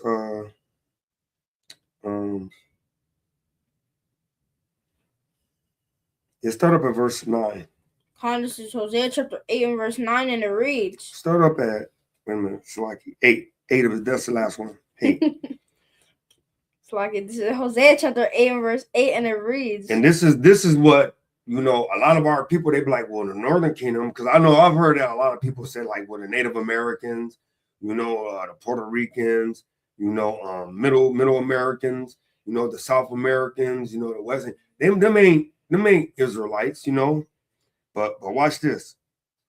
Israel is swallowed up. So Israel, right? Because we know Israel would be the Northern Kingdom, right? And then we know that Judah would be the Southern Kingdom, but all together they're the nation of Israel, or it could be the native kingdom. But watch this, it's going to show you. Now shall they be among the Gentiles. So they're among the Gentiles. Go ahead. As a vessel wherein is no pleasure. Right, watch this. For they are gone up to Assyria. And this is how you know, because they went to the Assyrian captivity, right? And then that's when they took upon another vow that they were going to go into a further country, right? And worship the Most High in purity, right? Keep going. A wild ass alone by himself. Go ahead. Ephraim have hired lovers. Right, and we know Ephraim represents the Northern Kingdom.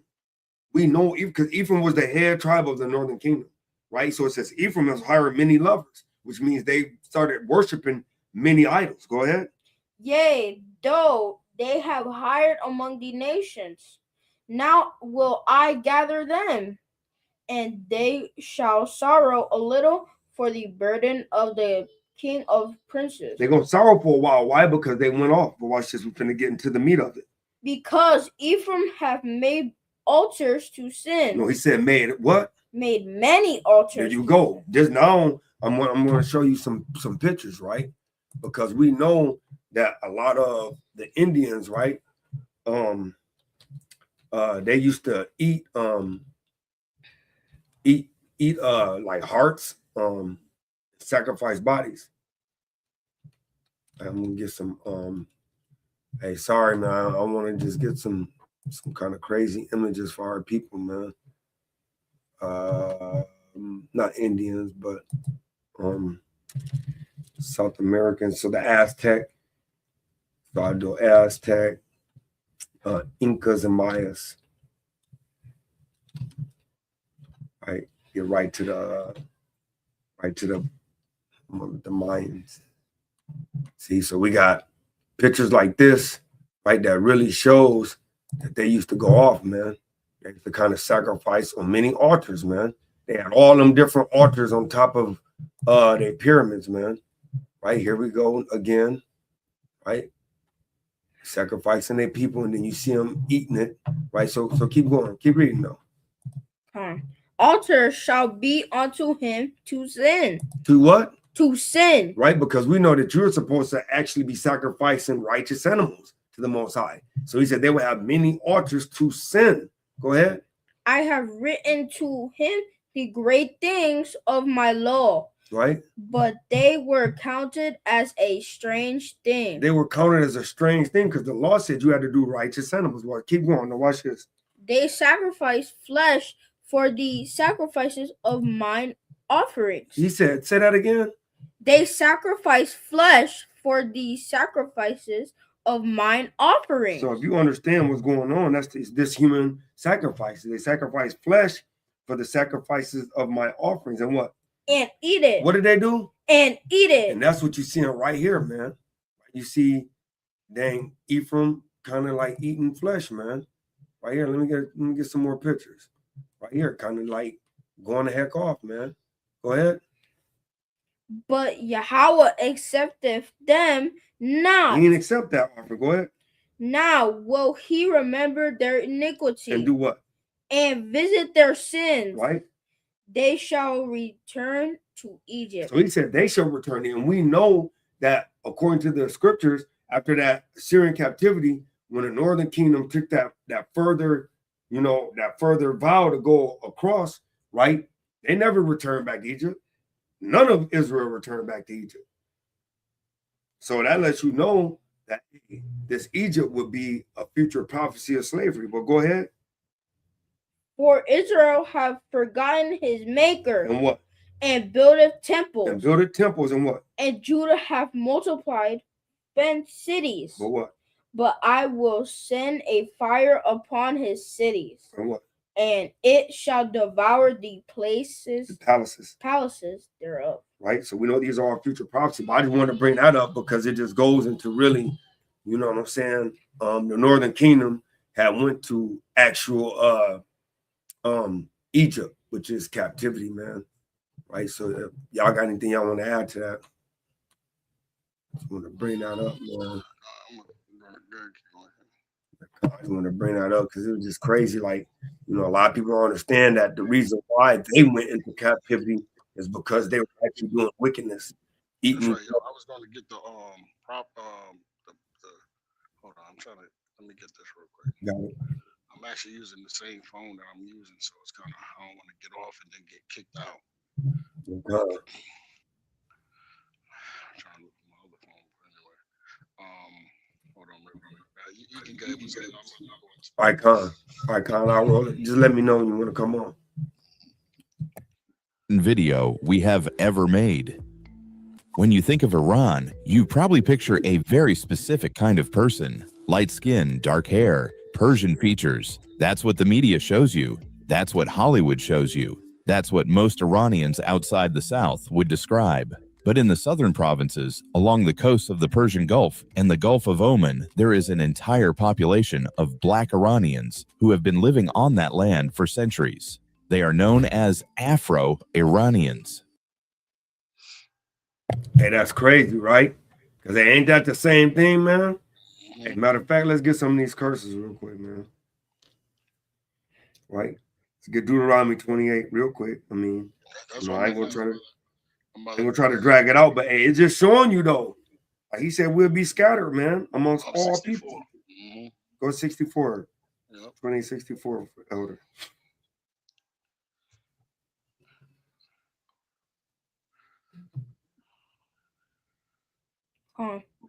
This is Deuteronomy chapter 28 and verse 64, and it reads, "And Yahweh shall scatter thee among all people from the one end of the earth even unto the other, and there thou shalt serve other gods, which neither thou nor thy fathers have known, even wood and stone." No, that's Christianity.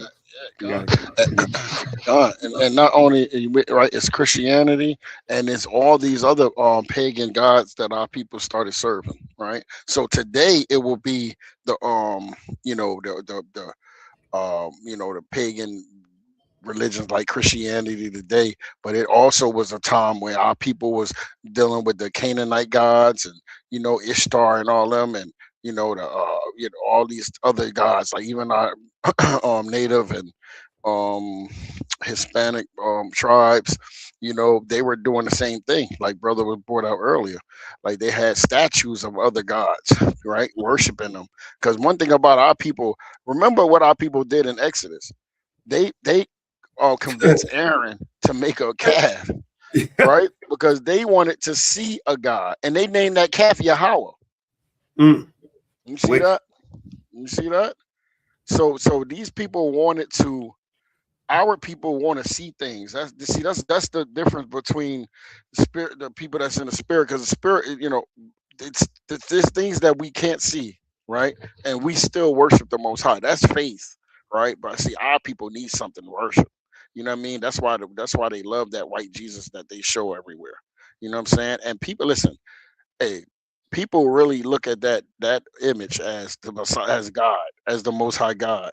They say that, oh, we don't serve the images, or we know he not white, but that's who they pray to every time they close their eyes and put their hand together for prayer.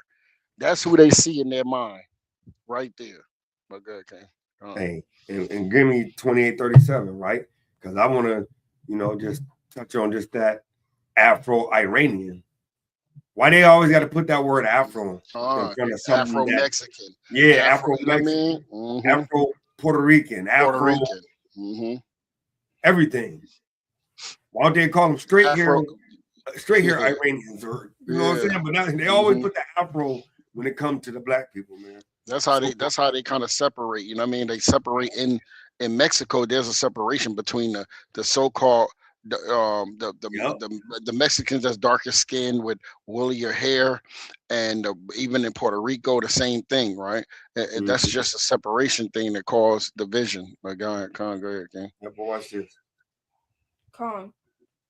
Deuteronomy chapter 28, verse 37, and it reads, "And thou shalt become an astonishment." An astonishment will be like, look at that N word over there.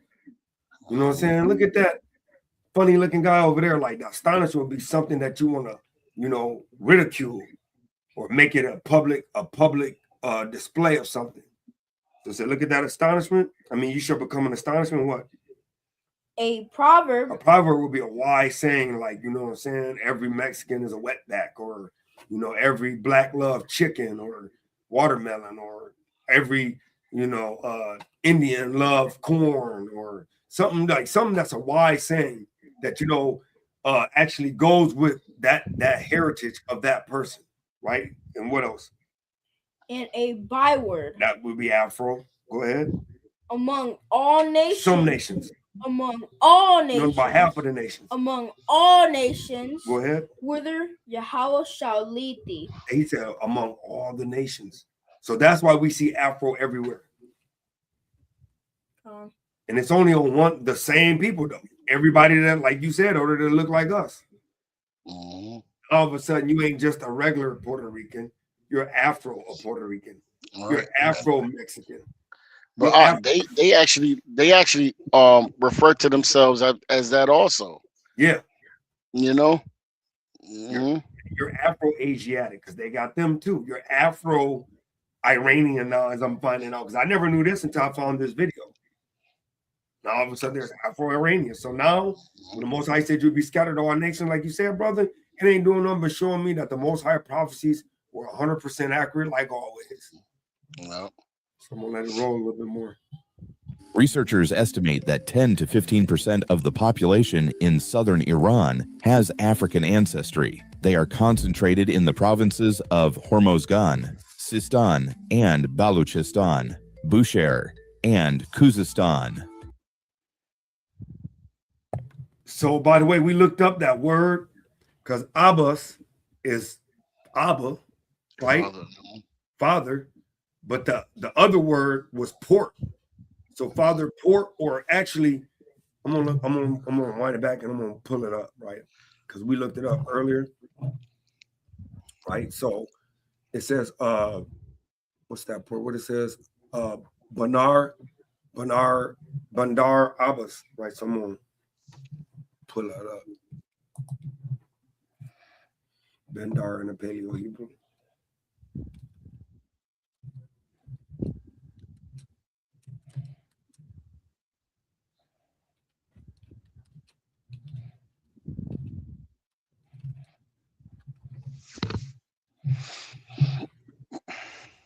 Right. Bandar in Paleo Hebrew can be represented as Benyamin, which means Benjamin. The Paleo script is an ancient writing, right? But it also says something else about like port. Where is it? Try just Hebrew. Because it said also was Aramaic.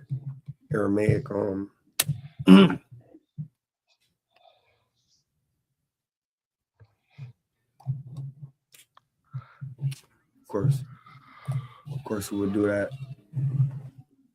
You already know what happened, man. When you look up something too many times, all of a sudden you can't find it no more. Yeah. There you go. It says port or harbor as a loan word from Persian and Arabic, which that's the area they're in, can mean port or harbor. A meaning still recognized in Hebrew dictionaries and translations. See how they try to do that? So it basically means father's harbor or father's port. Right? So that's really because, it goes from right to left in the Hebrew. So it means father's port. So I just wanted to bring that up because I looked that up through the Spirit. But all praises. Sistan and Baluchistan, Bushehr, and Khuzestan, the city of Bandar Abbas, the capital of Hormozgan and Iran's most important naval port, has one of the largest Afro-Iranian populations in the country. These are not recent immigrants. These are not refugees. These are people whose ancestors were brought to Iran through the Eastern slave trade, a trafficking network that ran from East Africa across the Indian Ocean to the Persian Gulf for over 1,000 years. From the 9th century through to the early 20th century, enslaved Africans were captured from the Swahili coast, from modern-day Tanzania, Mozambique, Ethiopia, and Somalia, and sold by Arab and Portuguese slave traders to buyers in Persia, Arabia, India, and beyond. Iran did not officially abolish slavery until 1929. Wow. Hey, but it was a long time ago, though. It's not even been 100 years since slavery been abolished. Just because it got abolished in 1929. Yeah, that don't mean that it wasn't no slaves. There's still slaves out there now. Cause let's be 100, bro. First, we just saw a video that said they were still selling them. First of all, yep. Hopefully for $200 to $400 a person.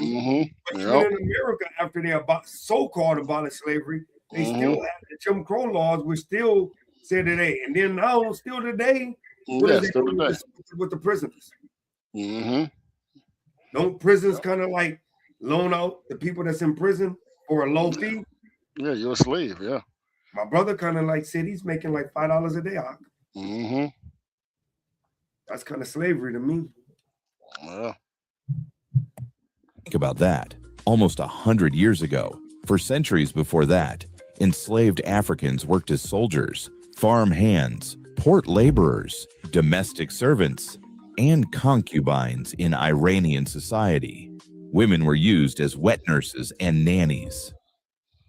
Don't that sound? Go back to the curses. Come on, brother. Go back. Let's go back to the curses, man. Right? Give me the book of Deuteronomy 28 and go to verse 40, 45. Yep. This is Deuteronomy chapter 28, verse 45, and it reads, Moreover, all these curses shall come upon thee, and shall pursue thee, and overtake thee, till thou be destroyed. Till thou be destroyed, right? Go ahead. 45, right? I have to go to another. Hold it up with. Gotta hold it up, yeah. See, yeah, it's messed up. Yeah, go ahead.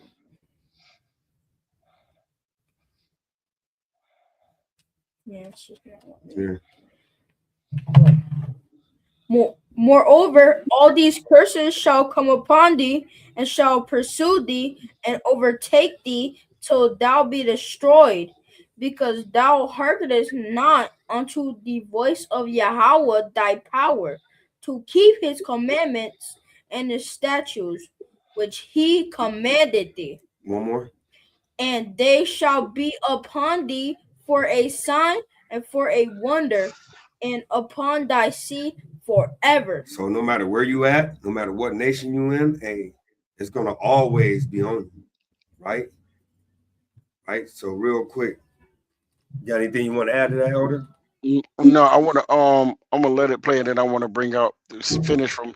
He read 64. We're gonna read 65 and stuff too. But I'm more sure it's gonna show things that they're going through, and we're gonna continue with that. You already know.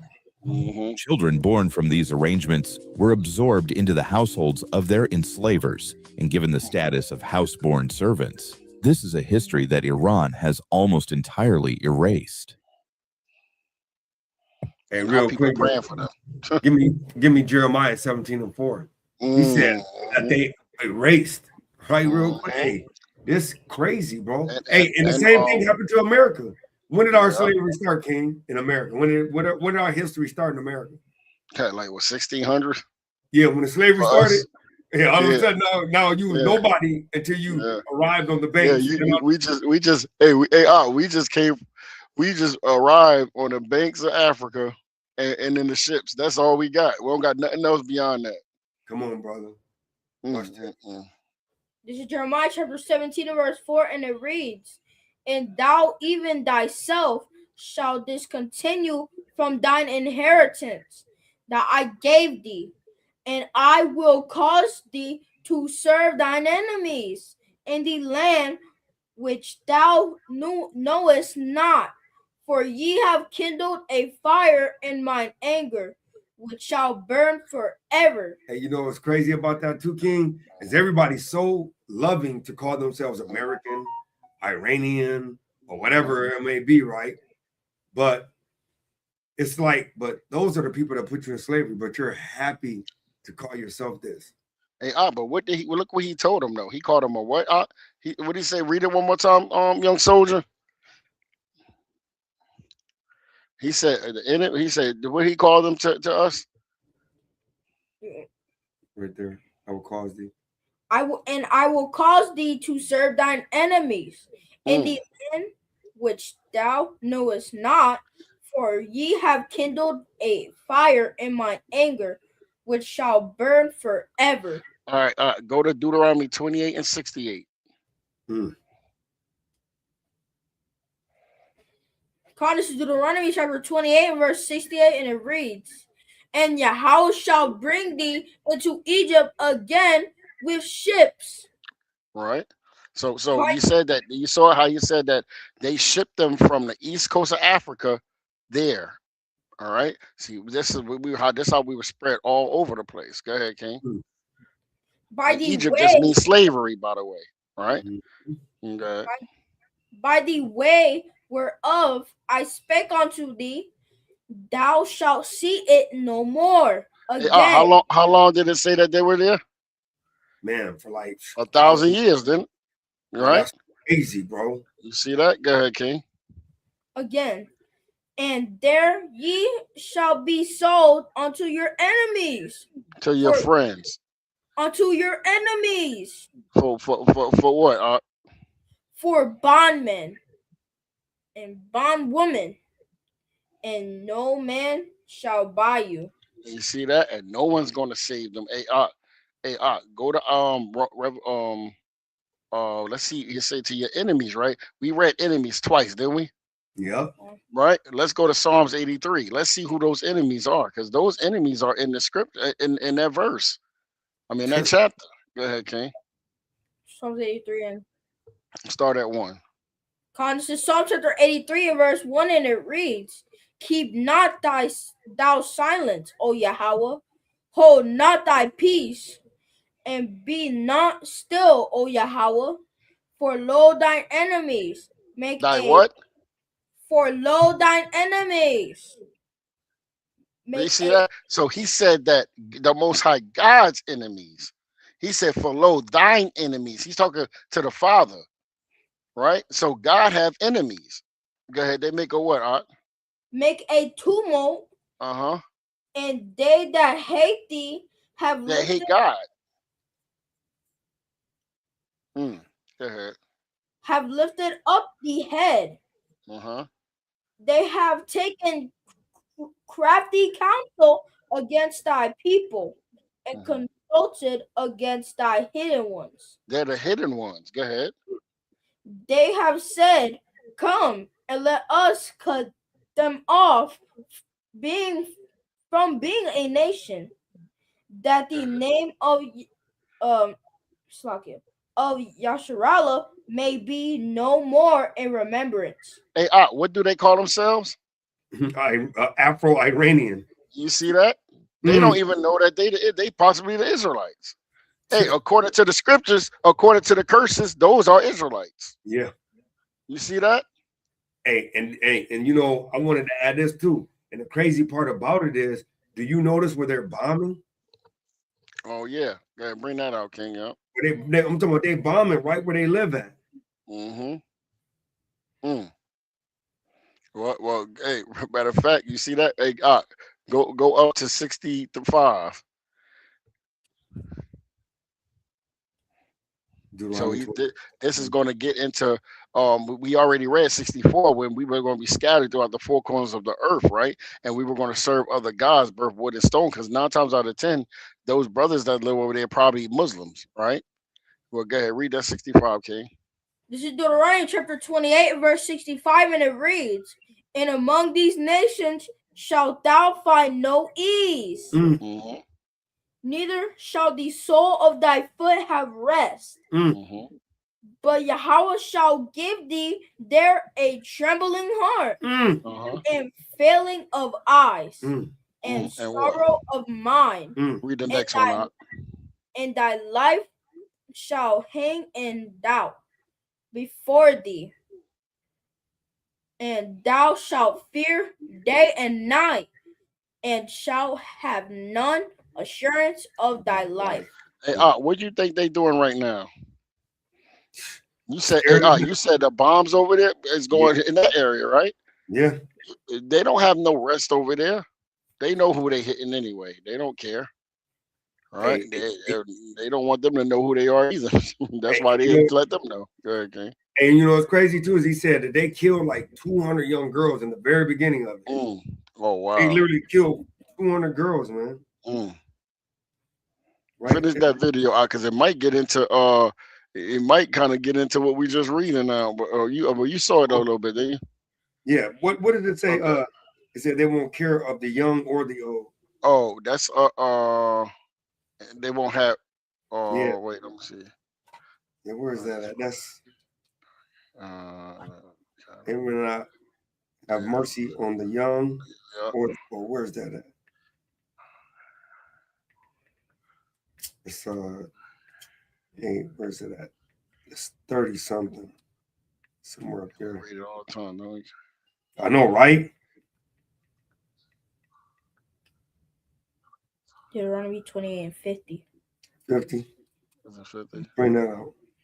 This is Deuteronomy chapter 28 and verse 50, and it reads, "A nation of fierce countenance." Hey, so these are nations of fierce countenance that what?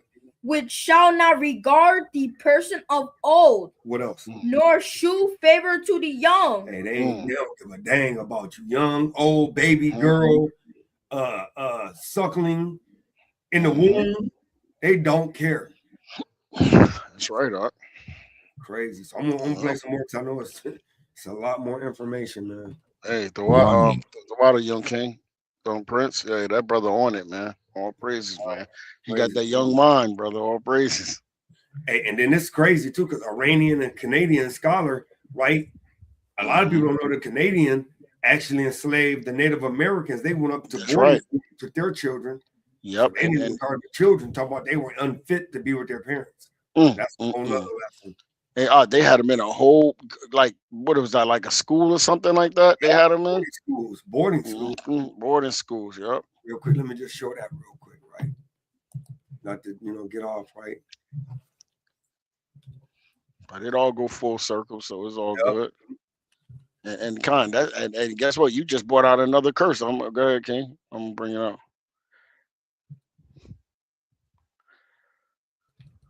Right, to boarding schools. Hey, young Prince, bring this out. Deuteronomy 28 and 41.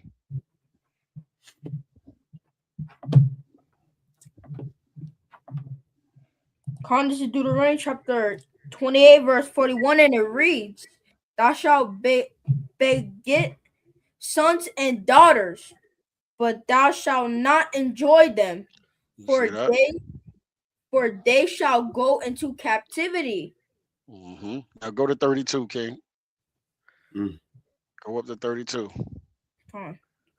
"Thy sons and thy daughters shall be given unto another people, and thine eyes shall look and fail with longing for them all the day long, and there shall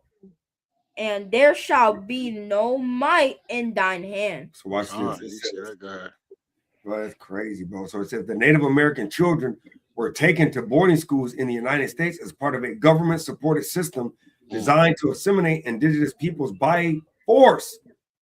It said there would be no might in our hands. Might in our hands. That's right, Doc. It says this system operated for more than a century. This system operated. What we reading? What was the other one on 40? It says it says, but thou shalt not enjoy them, right? For they shall go into captivity. But when you read the one we just read, what it say? It says that thine eyes shall what is it said it says, and thine eyes shall look and fail with longing for them all the day long, and they shall be no might in thy hand. Hey, what you say about it again? What they say? Native American children were taken to boarding schools in the United States as part of a government-supported system designed to assimilate indigenous peoples by force. It said this system operated for more than a century and had profound, lasting impacts on Native communities. It says why children were taken. U.S. government and Christian missionary groups, once again, Christian, created these schools to erase Native cultures. Come on, brother. Hey, didn't we just bring that out in Jeremiah? Yeah, we just brought that out. Languages and identities. This policy was rooted in identities. Ain't that? Didn't you bring it out in Psalms 83? Yes, brother. The name of Israel be found no more. It said this policy was rooted in the belief that indigenous peoples needed to be civilized. Like you, because you said that. You also said that earlier in the video when you said because they were savages. Yeah, they said that there was bring up the definition of doctrine of discovery. All right, let me bring that up real quick. This is crazy, man. It's all going full circle.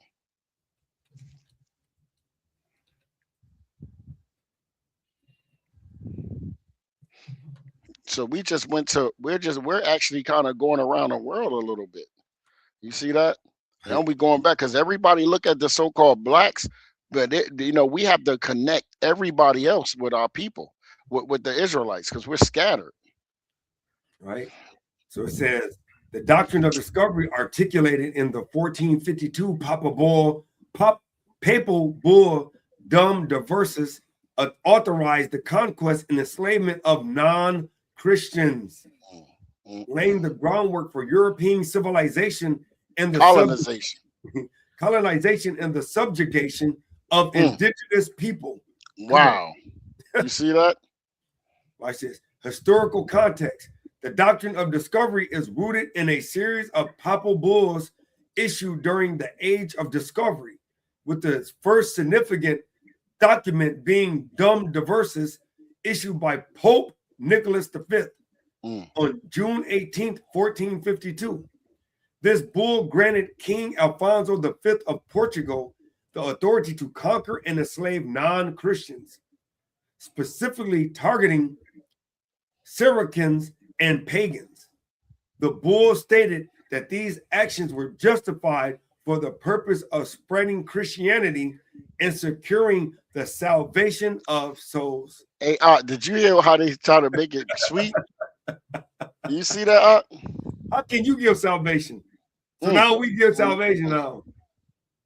I thought the Most High gave salvation. Yeah. Wow. This is Christianity.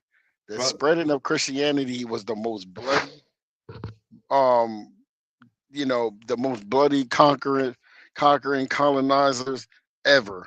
Well, them and the Arabs. Our people are in each one of those religions heavy.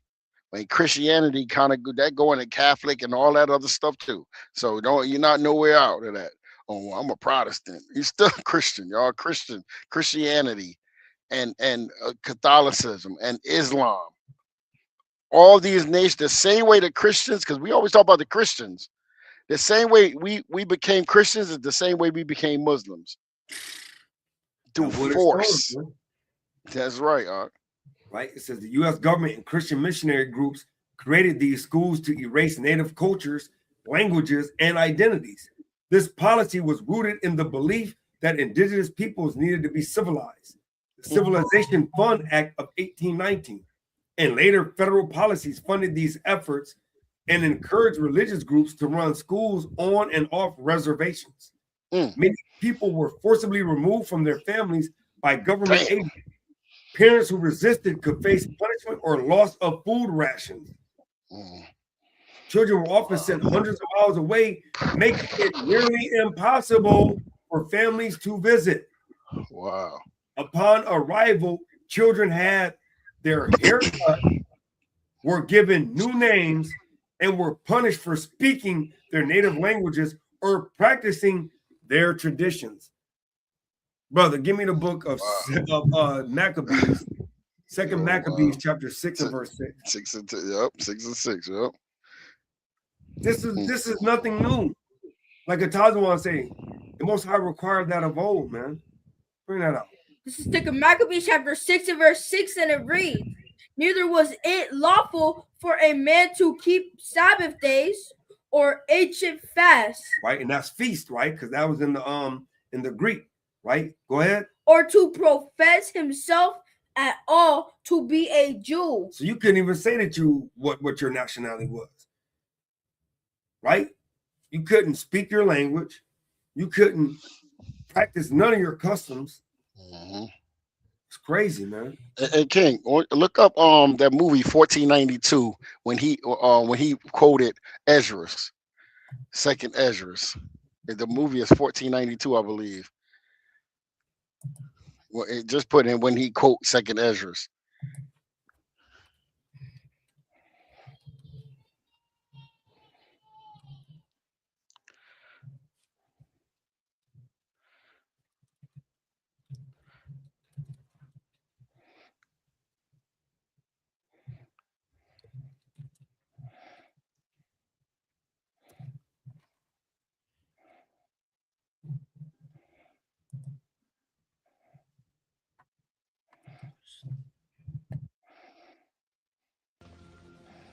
Why did you wish to sail west? To open a new route to Asia. Asia is the richest kingdom, the land of spices and gold. At the moment, there are only two ways of reaching it. By sea, sailing around the African continent. The journey takes a year. Or by land. But the Turks have closed this route to all Christians. There is a third way. By sailing west across the ocean sea. The distance is unknown. It's said to be infinite.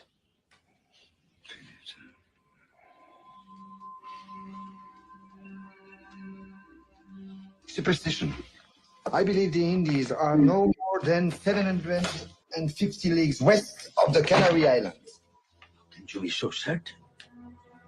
The calculations of Toscanelli, Marin de Tir, Esdras. Esdras is a Jew. So what's worse? You heard that? And already you're a bad man. For telling the truth? Yes. You are burning people for less. It said they're burning people for less, King. Mm-hmm. You know, I'm gonna rewind that part. He said, I'm trying to think of another one, King. What was the name? What was that other movie, King, that was crazy? That slave movie. Burning people for less. Yeah. They're burning people for less because it said, hey, you couldn't all profess to be a Jew, man. So if you saying all these things, they're burning you for less. Yeah. The men you're about to confront have no emotion. Crazy, man. So, and I know that Roots movie. Uncle Tom, I think I got it. Right, Roots. Watch this part. Let me see if they showing that part. Hold on, let me see.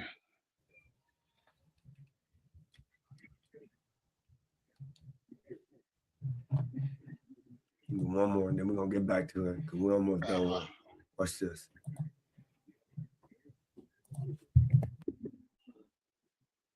Chicken George ain't no cock and bull story, boy. He's our daddy himself. He's got lots of real good stories to tell, too. Got no time for stories. Got too much work now. Daddy, we're getting quite the collection on the farm. Every nigger but the lost tribe of Israel. Every nigger but the lost tribe of Israel. Every nigger but the lost tribe of Israel. How long you plan on visiting with us, Chicken George? And you telling me these people don't know, man? Oh, you, yeah. Did you see it? You see that? Yep. Yeah, man. So yeah, I just wanted to bring that out, man, because they know what's going on, bro. So let's go. Canadian scholar Ben. And that's why I want to bring this up, because this lady is an Iranian and Canadian scholar, bro. So all of a sudden, oh yeah, that's on your side, yeah. You know what I'm saying? So because the Canadians used to take the Native Americans up to the boarding schools, right? So then she's a Canadian and Iranian scholar. So she putting the dots together, right? So Naz Mirzai, the woman who coined the term Afro-Iranian, spent 20 years researching this community. When she started, she said there were 0 books, 0 articles, and almost no academic research on the subject. The history of African slavery in Iran had been completely buried, and the erasure does not stop at the history books. Most Iranians believe their dark-skinned southern citizens are dark because of the sun. They call them the blacks of the South, and genuinely believe the heat of the Persian Gulf changed their skin color over time. Bro, did you hear that? Hey, he said our people are this. Hey, give me Hosea chapter 4, verse 6 real quick. Hey, he said that they felt because of the sun, it changed their skin color over time. You hear that, King? Man, let's bring this up. So Hosea chapter 4 and verse 6, and it reads, my people are destroyed for a lack of knowledge. Hey, our people destroyed for a lack of knowledge. Go ahead. Because thou hast rejected knowledge. I will also reject thee, that thou shalt be no priest to me, seeing thou hast forgotten the law of Yahweh. I will also forget thy children. Hey, so now our children don't even know they are. Now they think that they got dark. I'm going to rewind that. Now they think they got dark because of the sun.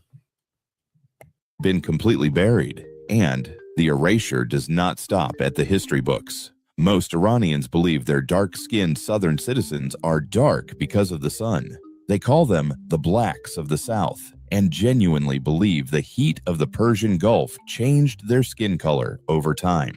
They do not know. Hold on. So why the other ones didn't turn yet? That's what I'm saying, brother. this is sickening, yo. They do anything that not to separate us, right? You see that? To make them seem like they weren't the people. This is exactly what they said about the Israelites. They said that they turned dark because of the sun. No, they turned light. They used to be dark, but now they're light. You see that? And the ones that dark said they got dark over time because of the sun. Right. Crazy. It's madness. It's madness. All right.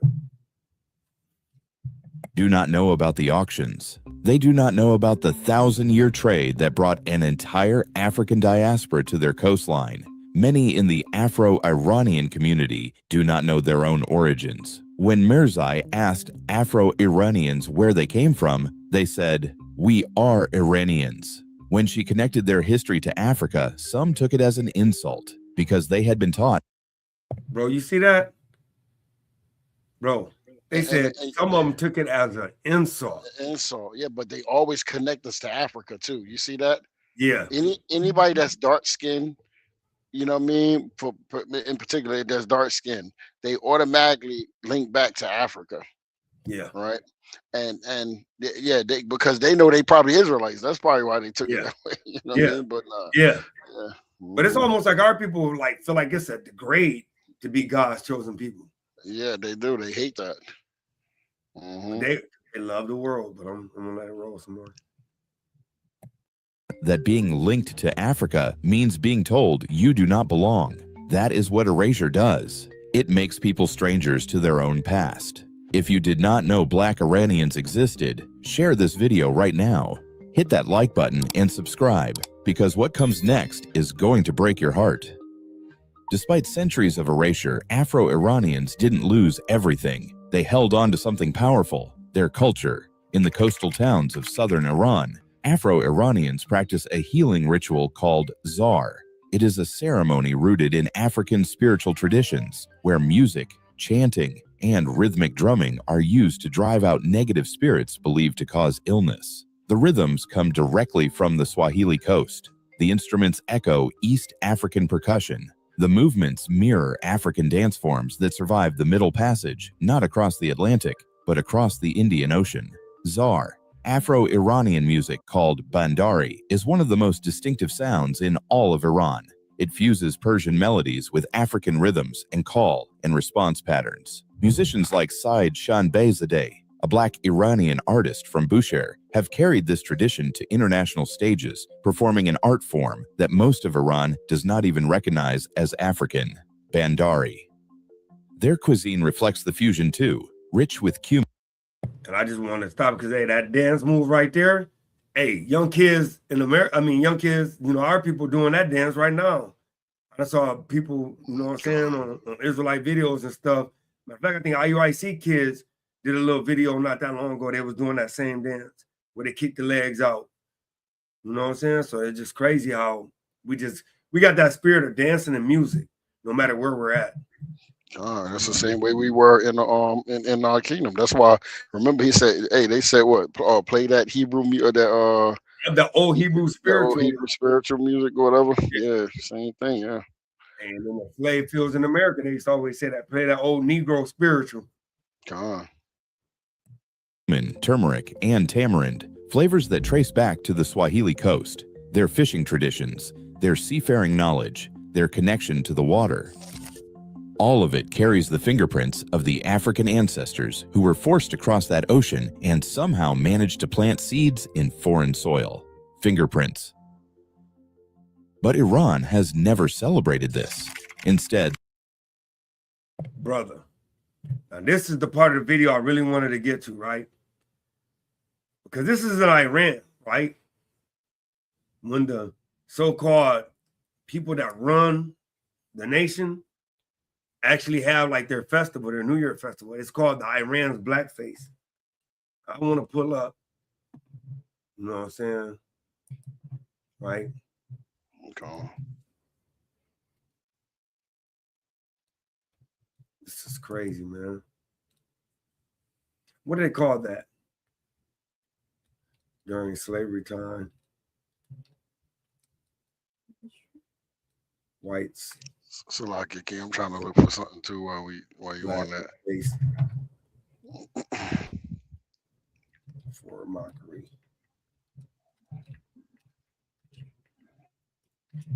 What's this? I meant during slavery times. It's called burnt pork. Let me see if I can get the. I want to get some pictures. Oh no, I can get the pictures. Yeah, here we go. I need this one right here.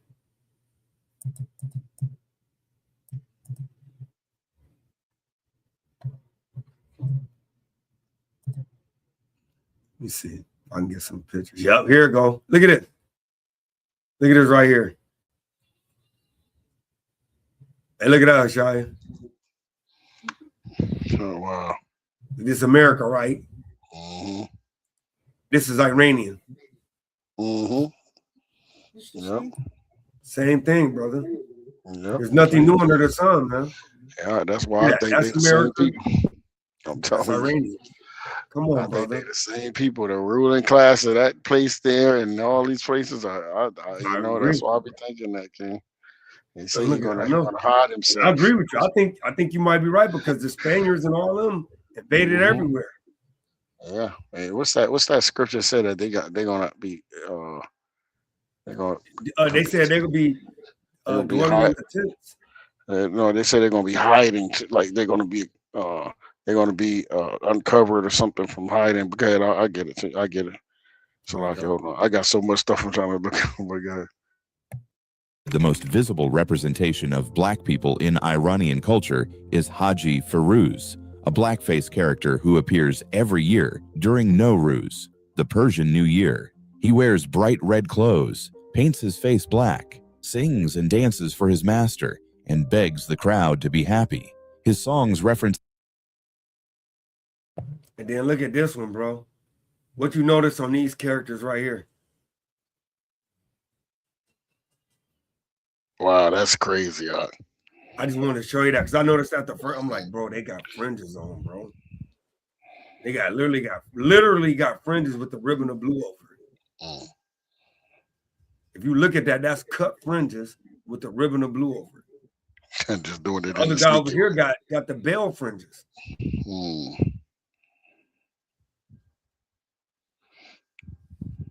me see if I can find this. I mean, tell me if you don't see it. Tell me if I'm wrong. Brother, I don't know. I see it. Crazy, huh?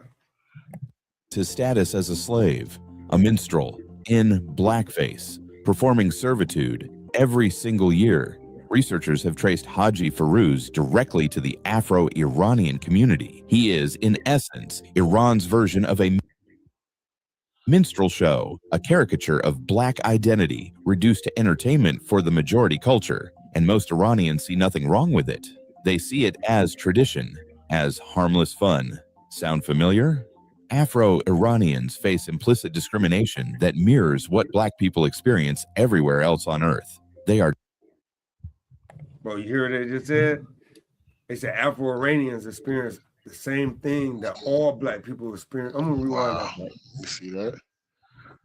Version of a minstrel show, a caricature of black identity reduced to entertainment for the majority culture, and most Iranians see nothing wrong with it. They see it as tradition, as harmless fun. Sound familiar? Afro-Iranians face implicit discrimination that mirrors what black people experience everywhere else on Earth. Wow. So even they know.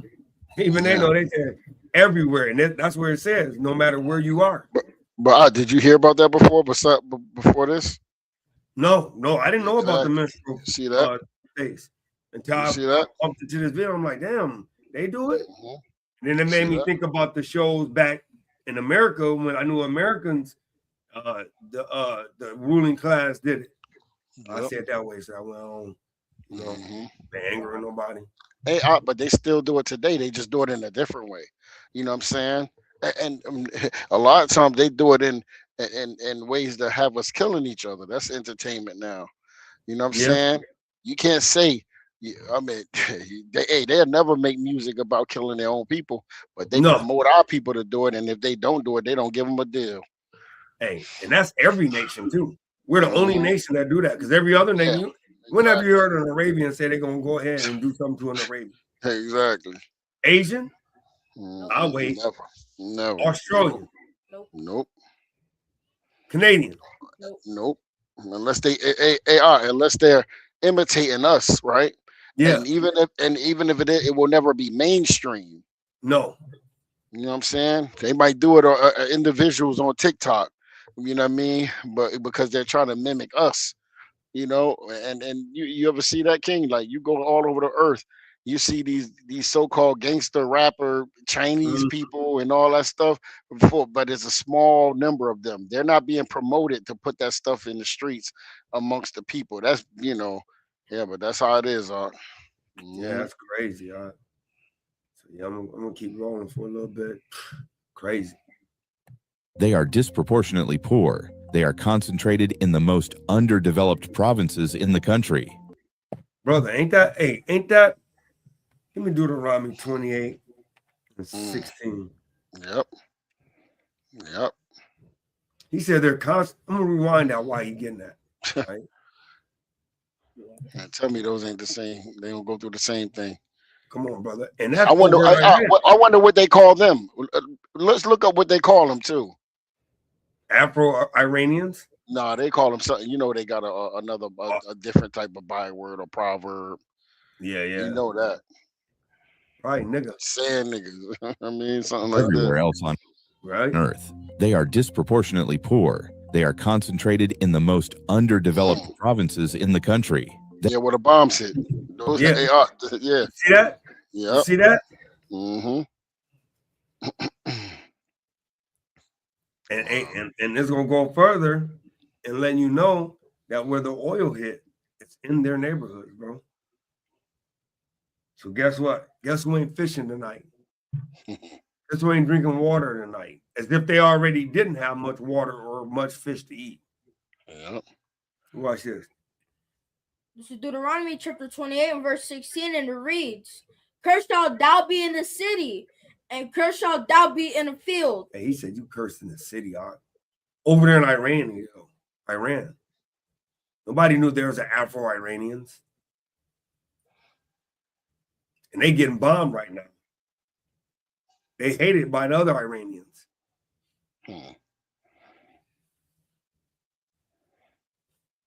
gonna look that up real quick. What's the byword for the Iranians? Byword for the Afro-Iranians.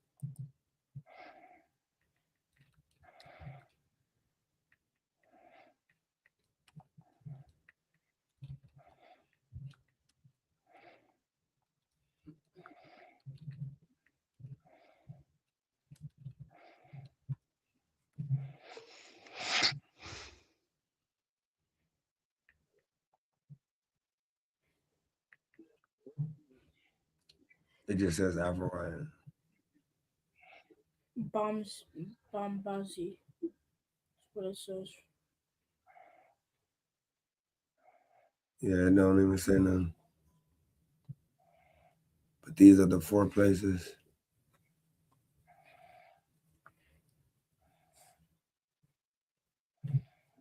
Yeah, they say they ain't got no name, but what did you say it was?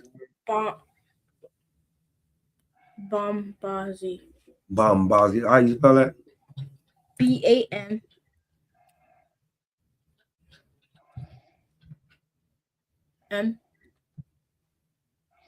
No. You have to say BAM. Yeah, BAM. BASI.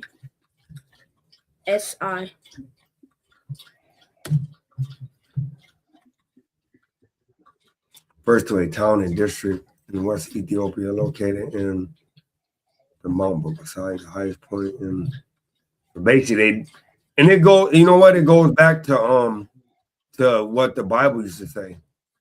It's like people used to be named by their region they came from. But yeah, so they're the Bombazi.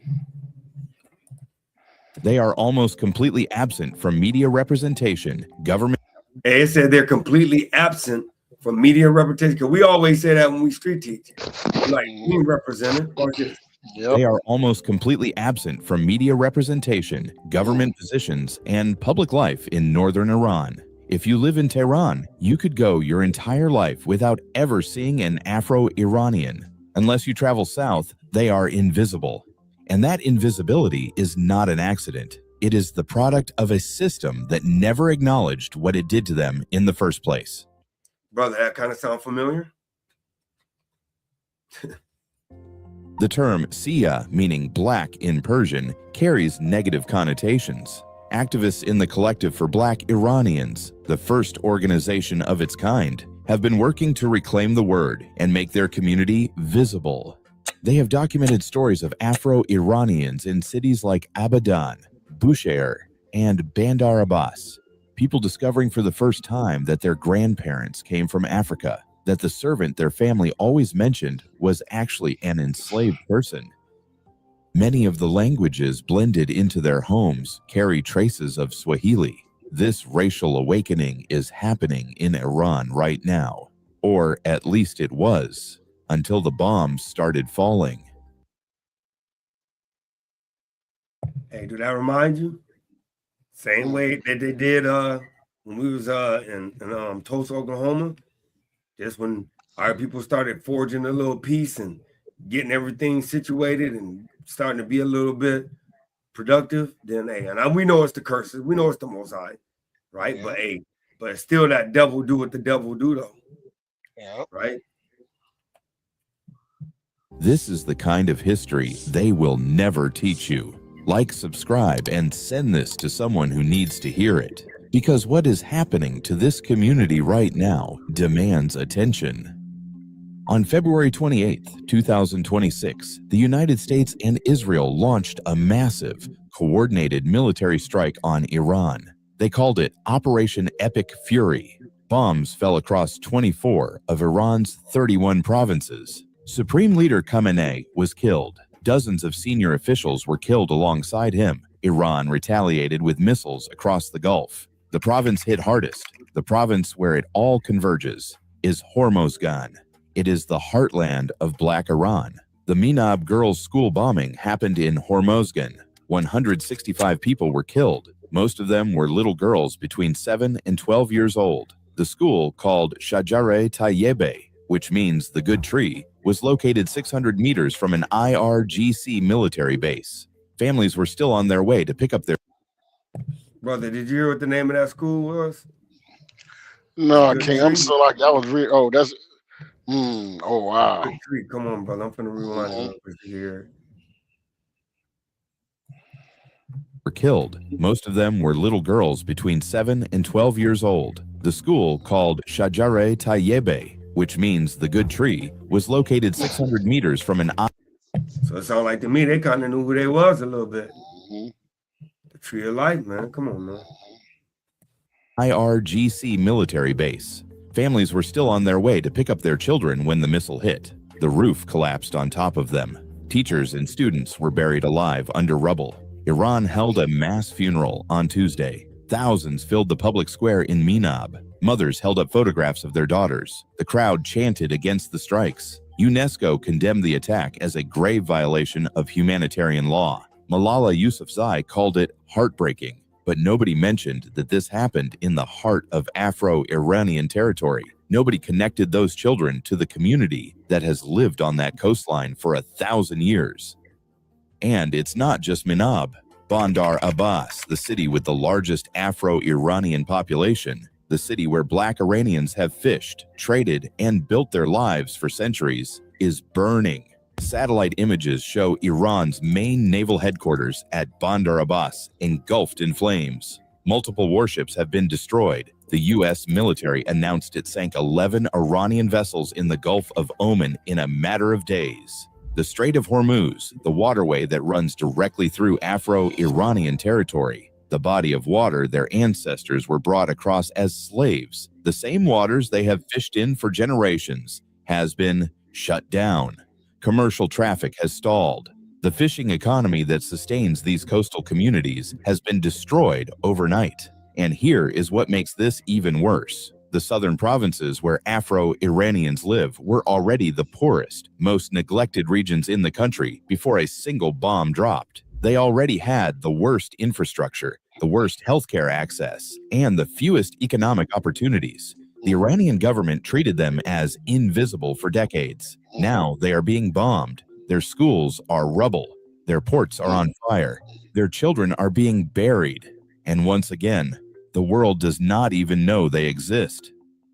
This is a pattern that Black people should recognize by now. When America bombed Iraq, the people who suffered the most were not the regime officials. They were the civilians, the poor, the ones without the resources to flee. When NATO destroyed Libya, the country that had the highest standard of living in Africa became a failed state. And Black Africans were the ones sold in slave markets in the rubble. And now Iran is being bombed. The community that will bear the heaviest burden, the one with the least representation, the least political power, and the least economic protection, is a Black community that most of the world does not even know is there. This is what happens to Black people in every conflict. They are the ones with the fewest resources to survive, the fewest connections to power, and the least visibility when the world decides who to care about. Nobody is holding up signs for the Afro-Iranians of Hormozgan. No government is making statements about the Black community of Bandar Abbas. No news anchor is explaining that the coastline being shelled is home to descendants of enslaved Africans who were trafficked across the Indian Ocean for 1,000 years. Because in order for the world to care about you, it first has to know you exist. And the entire system, Iran's system, the Western system, the media system, has made sure that nobody does. This is Black culture unlocked. There are Black communities scattered across this planet that the world has forgotten. In Iran, in India, In the Gulf states, in Turkey, communities built on the bones of a slave trade that nobody teaches. Communities that carry African rhythms in their music, African flavors in their food, and African resilience in their blood, and have never once been acknowledged for it. The Afro-Iranians of Hormozgan province didn't choose to be in the middle of a war. They didn't choose to live on a coastline that sits on top of the most strategic waterway on Earth. They didn't choose to have their ancestors kidnapped from East Africa and sold in Persian markets. But they are there. They have been there. And right now, their world is on fire. If this video taught you something you didn't know, hit that like button. Subscribe. Share this with everyone. Drop a comment below and tell me, did you know Black Iranians existed before you watched this? Because now you know. And now they can never be invisible again. Stay aware, stay awake, stay unlocked. On February 20th,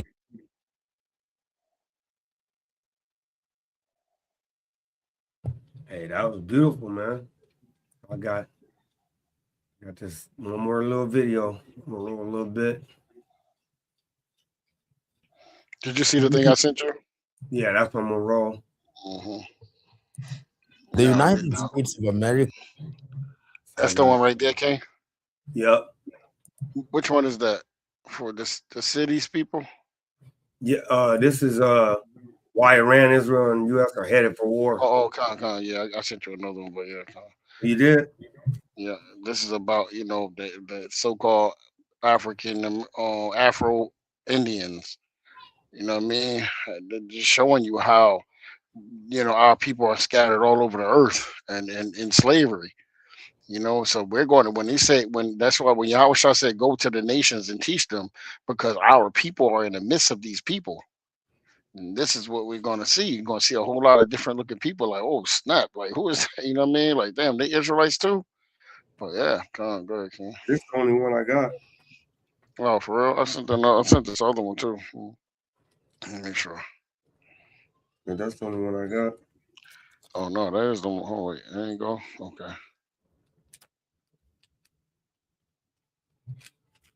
Salakia. Oh, no, you all right.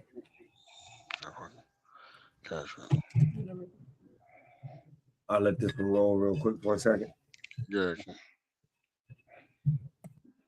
America and Israel have always taken the position that they can literally have their cake and that they can eat it.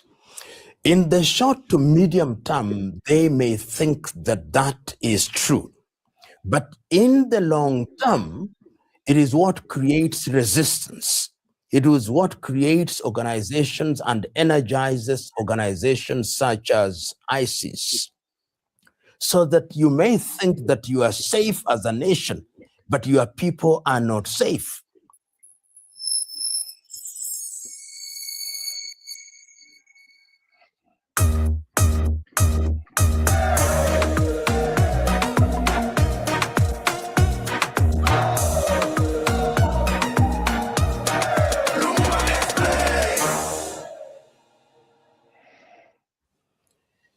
In order to understand Iran in its contemporary characteristic, it is important to also give a historical context. Of course, we now know that there is dissatisfaction with the Ayatollahs and their theocracy.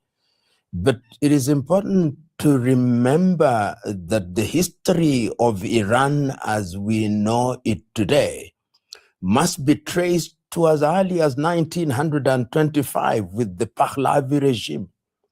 And if one does not drown in history, after the establishment of the Pahlavi regime, we then had the famous or infamous coup in 1953, which removed the Pahlavis before they restored themselves. And after that, the agitation by the Ayatollahs led by Ayatollah Ruhollah Khomeini. And that is how in 1979, the Americans now come into the fore a lot more visibly during the administration of Jimmy Carter. And you remember it is during that period that there was a siege of the American embassy for 444 days. And 52 American diplomats were held blindfolded and, of course, humiliated. And I think the United States of America has never forgotten that humiliation. And in as much as the Ayatollahs then came into office with the Ayatollah Khomeini becoming the spiritual leader, and we had different presidents, Rafsanjani, Rouhani, and then late Ahmadinejad. And what one saw was the demand by the Ayatollahs that there is only one way of running Iran, through a theocracy. And then the accusation that they were trying to be a nuclear power, and their closeness initially to the Soviet Union and to Russia. So there has been a combination of issues. And that, of course, very quickly led to a number of issues leading up to the Iraq-Iran war between 1980 and 1988. And after that, the economies started suffering, despite the reforms that were instituted, particularly during the populist administration of Ahmadinejad. Attempts to use oil to improve the quality of people's lives. And after that, of course, during the Rouhani administration, when the nuclear deal was entered into between the Europeans and the Americas, and things never quite normalized. And the repression of the people. You have a society which is aware of what is happening in the world, the freedom that are enjoyed by everybody or most people in different parts of the world, and a theocracy which wants to dictate what you wear, the place of women in society. And that is how in the year 2022, when the young lady Masa Amisi dies in prison, that was when we saw people coming out into the streets of Tehran and other places. And there is a sense in which this is a continuation of what started in the year 2022. The people had conquered fear, but right now the situation is exacerbated because of the sanctions. The Iranians cannot sell their oil freely. The Iranians cannot access the markets freely. They cannot borrow, and their currency has been devalued in a manner that has never been seen in many parts of the world. And that has made the people begin to rise up. And they are rising up on a number of issues. They are saying we want greater freedoms. They are saying the economy is so bad that we want to see improvement. But the reality is that the economy cannot improve. And one can see that in the very reconciliatory messages from both the spiritual leader or the Ali Khamenei and President Massoud. The demonstrations have been going on for almost 3 weeks, but they are not coming out with violent language, if you may. And one of the things that they are now doing is to externalize the problem. They are saying, we know we have domestic problems, but we can see the hand of the United States of America. We can see the hand of Israel. And as regards Israel, you remember in the month of June, the year 2025, there was the 12-day war. And that war, in my view, has never been concluded. There was a very loose agreement, which was midwifed by the United States of America, and there is an armistice of sorts. But technically, Iran and Israel are at war, which then begs the question, what is happening now?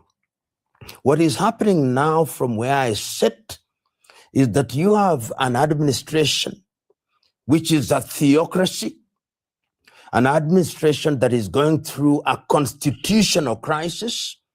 There is a younger population of Iranians who think that their country should be administered differently. There are economic problems, the remnants of the Pahlavi regime. And we are being told that one of the sons of Mohammad Reza Pahlavi is actually one of the prime movers of the demonstrations that are taking place in Iran now. Whether true or not, we do not know. We are being told that the Israelis are also somehow exercising some control via an invisible hand. We are told that the Americans are also present.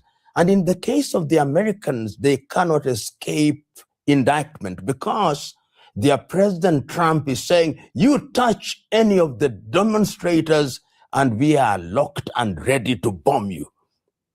So that is the situation in which Iran finds herself. And as we speak now, they are on high military alert because they are thinking that in the same way that it happened in Venezuela, the Americans may very well parachute in, seize Massoud, the president, seize Khamenei, the supreme leader, and seize other people. And we must remember during the 12-day war, the Israelis were able to eliminate senior scientists, so that there is a possibility that this can happen.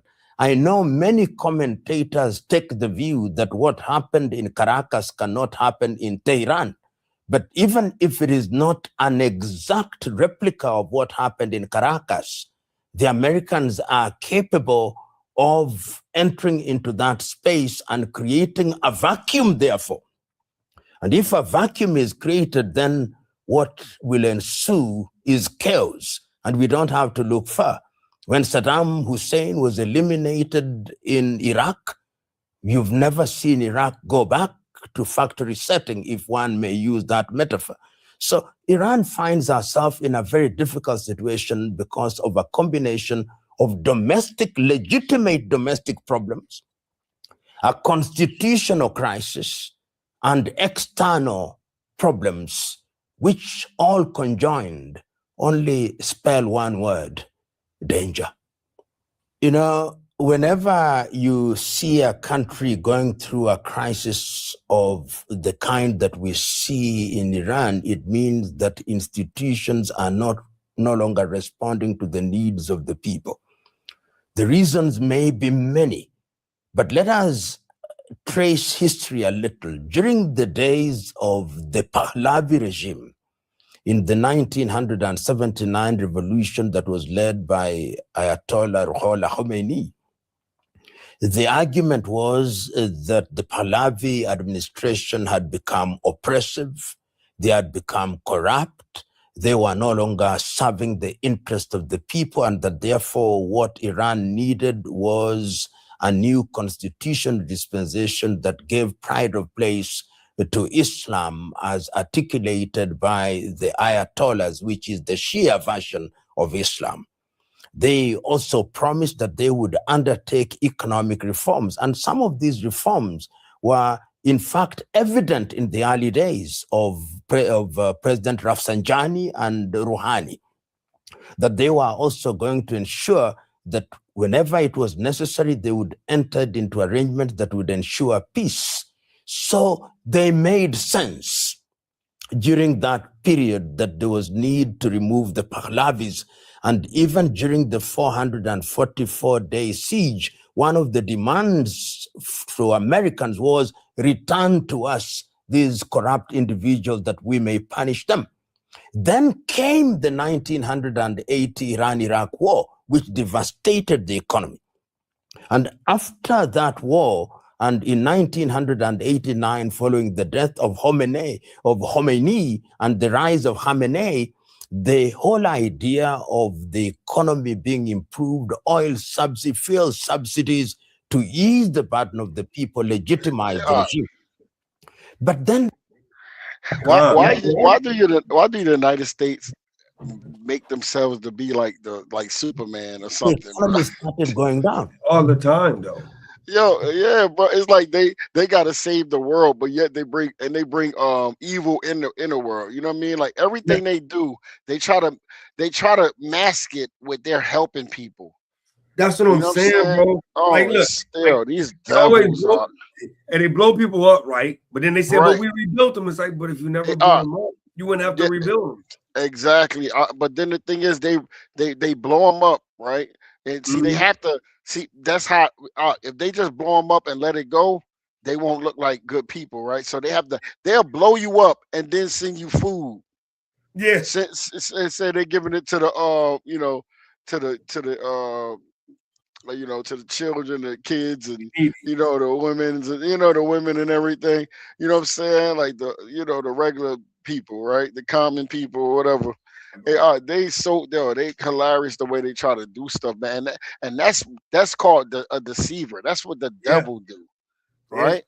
It's a serpent. He make everything look. That's why he'll go to other countries, right?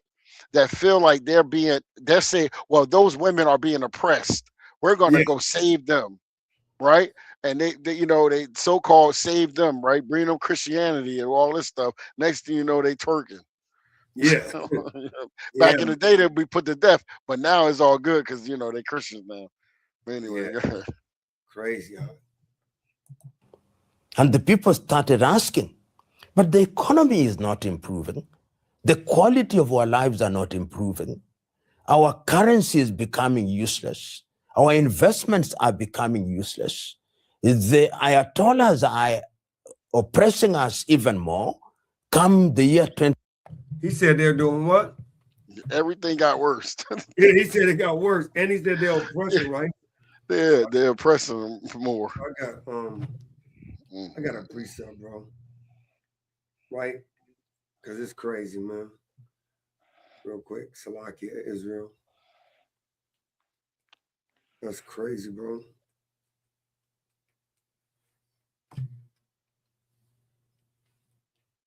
It's crazy, bro. That's just these people is wicked, bro. Give me Micah 2:2. Start at verse 1. Micah 2, verse 1. I was just reading this the other day, man. This is Micah chapter 2 and verse 1, and it reads, woe to them that devise iniquity and work evil upon their beds. Brother, because you can't tell me that they just woke up one morning like, we want to go invade Venezuela. We want to invade Africa and take their people as resources. Damn, I got most of them that devise iniquity and work evil upon their beds. What? When the morning is light, they practice it. They practice it, right? And what? Because it is in the power of their hand. Hey, because they can, bro. They can go kill. Yep. What did they say? They brought Gaddafi out in the middle of the street, out of the sewage, because he was hiding, and killed him. And she said, "What did Clinton say? We came, we saw, and we killed." Come on, brother. They said because it's what? At the end of verse 1? Because it is in the power of their hand. Because they can. Go ahead. They covet fields. And they covet your fields. I was just about to bring that up, K-Con. And take them by violence. No, they buy them. And take them by violence. No, they borrow them.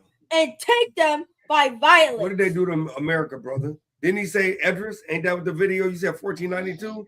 Then he said, well, I got a feeling that we can get there. He said, how? That's madness. You're going to fall out there. He said, Edris. Didn't he? Real quick, like he slid it in. Edris. Yep. Like he knew what was going on.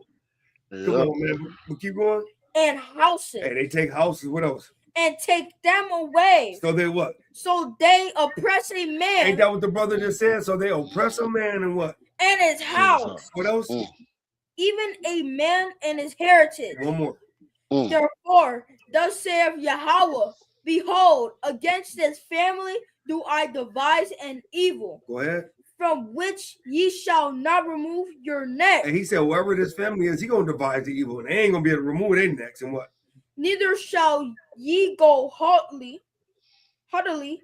for this time is evil. Hey, so the Most High gonna revenge it, but it's just crazy, King, that they oppress a man and his heritage, brother. Hey, pull let's go pull this real quick too, King. With that. Let me see. Bring out Jeremiah 49, King. Baba Kasha.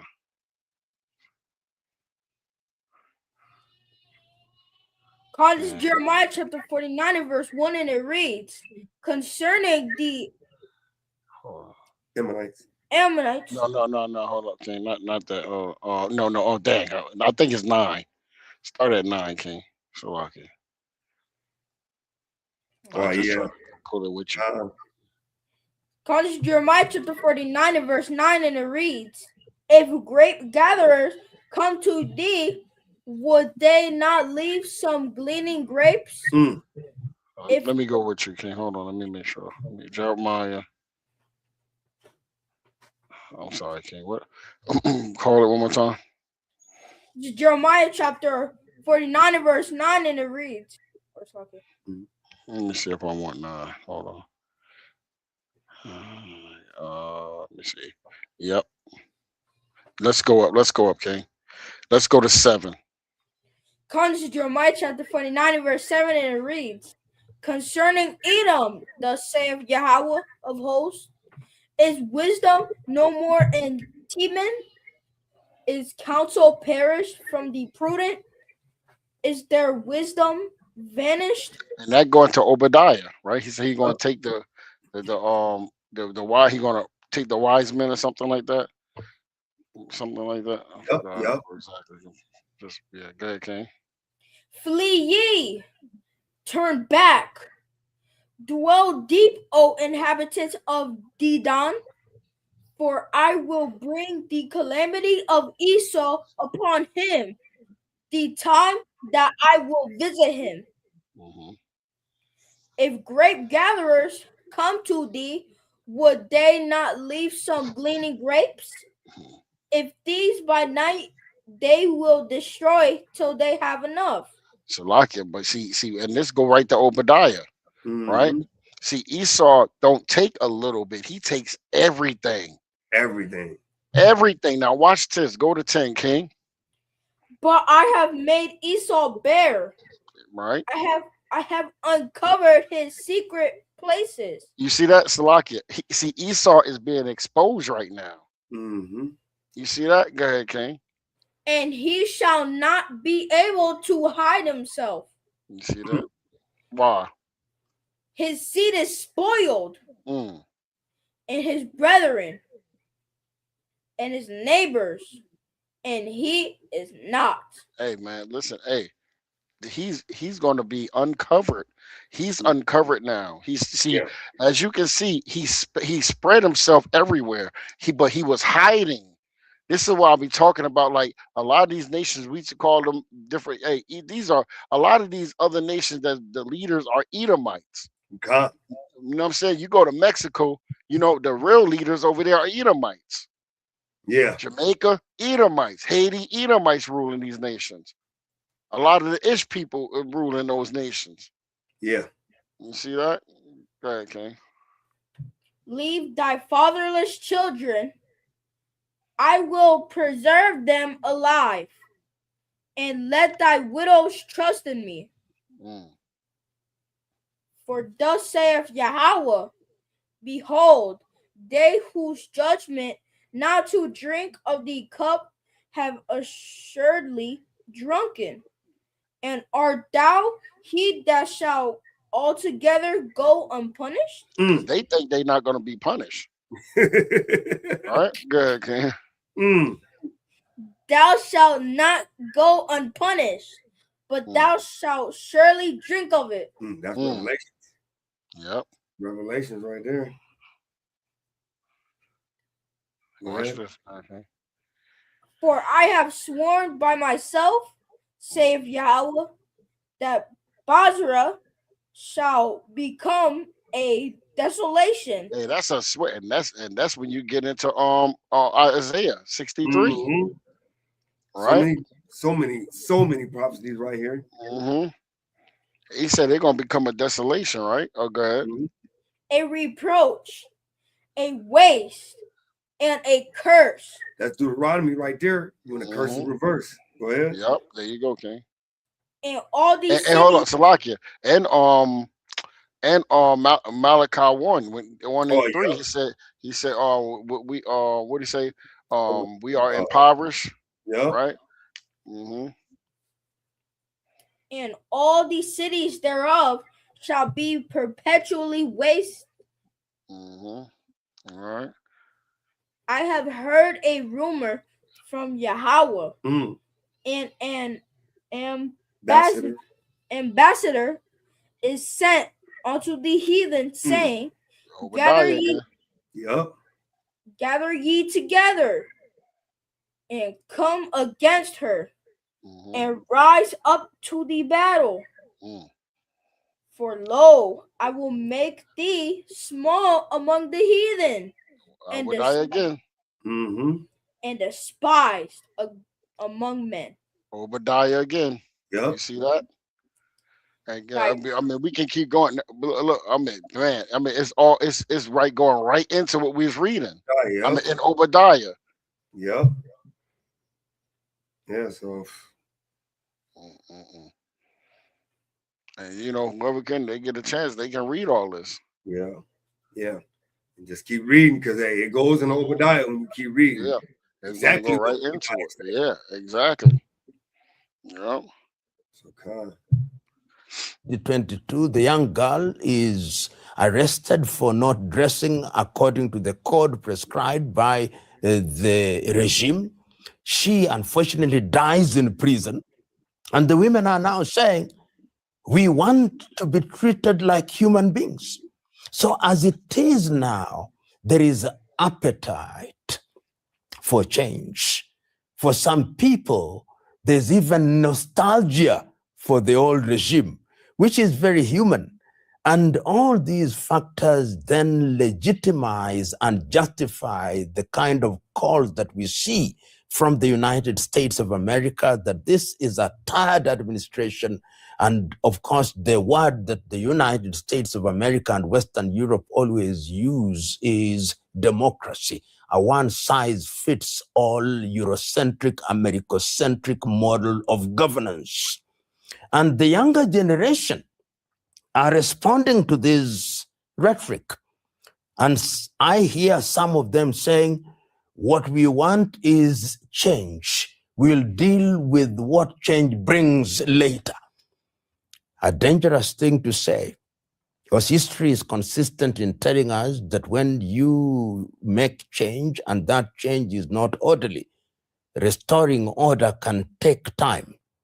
But that is an intellectual debate which does not respond with real politique. Real politique is that the Americans would want to see a totally different administration in Tehran. The Israelis would want to see a totally different administration in Tehran, and for specific reason. During the 12-day war, for the first time in an impactful way, a missile landed in Tel Aviv from Tehran. Missiles supposedly supplied from Tehran emanated from Yemen. So in the context of geopolitics, Israel sees Iran as the only viable threat, which is so close to nuclear capability, and that if you neutralize this regime, then you kill that possibility. And remember that the Americans also bombed some of the facilities, and they think that this is an unfinished business. So, hey, and I just want to, right, I want to show you something, right, because I had this up here, right? A lot of people don't even know this. It says, let me make this a little bit bigger.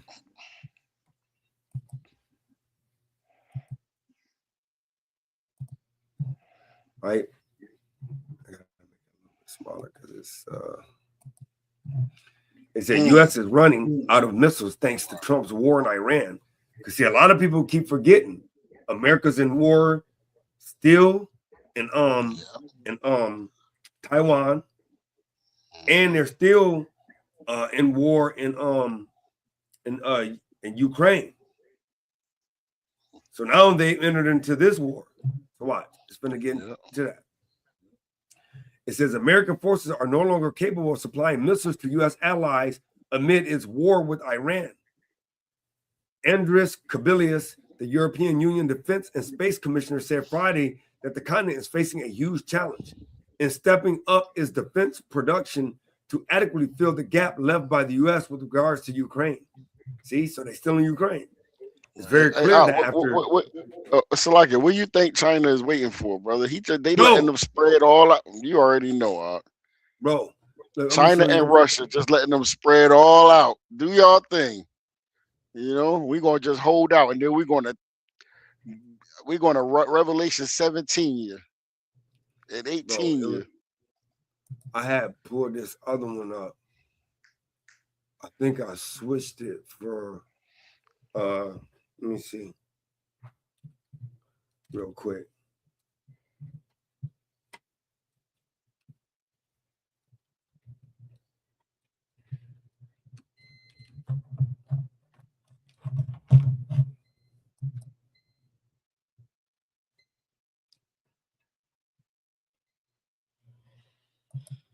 We begin this hour with the worldwide impact of the war with Iran. The U.S. and Israel continue to strike new targets throughout Iran, and that country's most powerful ally, China, is calling for peace talks. China is by far the biggest buyer of Iranian oil, so it has a financial interest in ending the war as well. This all comes ahead of a summit between President Trump and President Xi Jinping later this month. Anna Coren is in Beijing. That ain't the one I want. That ain't the one I want because it's another one that says they brought a warship.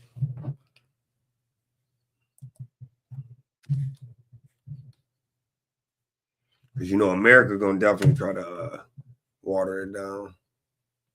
Here we go.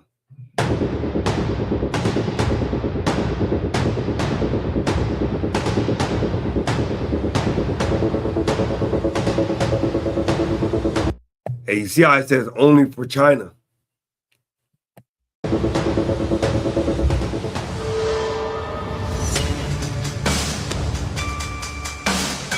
See, that's why I like going to these other sources because you see the world oil route now, China only. So they only open it up for China. Anybody else coming up in there? Oh, you getting bombed, man. Because they got these things. Oh, you go ahead. You got it, King. Oh, no, good. You got these little bombers, right? They in trucks. And America, I'm going to bring it up real quick after I show you just a little bit more of this video. But America can't even bring that USS Lincoln in there, which is like one of the biggest war ships ever made in the world.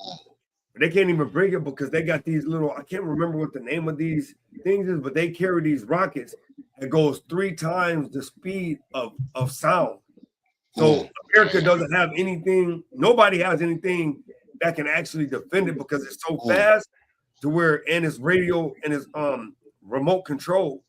So it's so fast to where if they bring it any closer, that USS Lincoln, bro, it's gonna hit it. I'm gonna bring that up real quick after I just show a little bit more of this.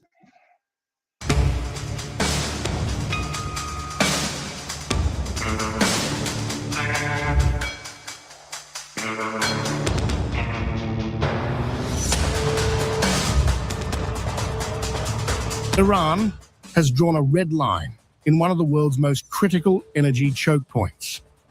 Tehran has reportedly decided to allow only Chinese vessels to pass through the Strait of Hormuz, while warning all other ships they could be attacked. Nearly 1/5 of the world's oil supply flows through this narrow waterway, connecting the Persian Gulf to the Gulf of Oman. So I just wanted to show that first real quick. Just show you that they ain't playing games when it comes to letting nobody in. But they dealing with China because, the most they got. So I'm gonna pull up Iran has supersonic missiles.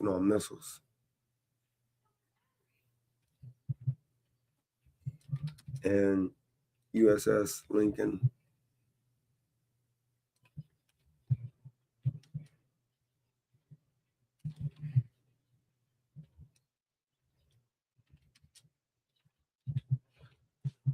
Let me see.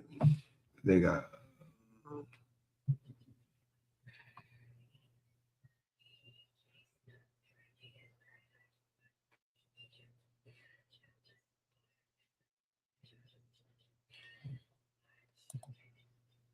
Iran has reportedly struck the USS Abraham Lincoln, which is known as the United States' largest warship. Yes, you heard that correctly. Iran, specifically the IRGC, has officially claimed that they have successfully targeted and hit the US's largest aircraft carrier, the Abraham Lincoln. They are stating that 4 ballistic missiles directly impacted the vessel.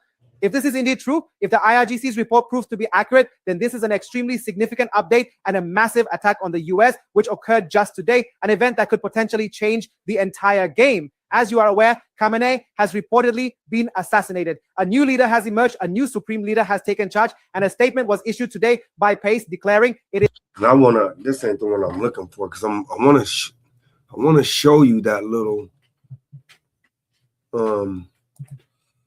the speed of these missiles.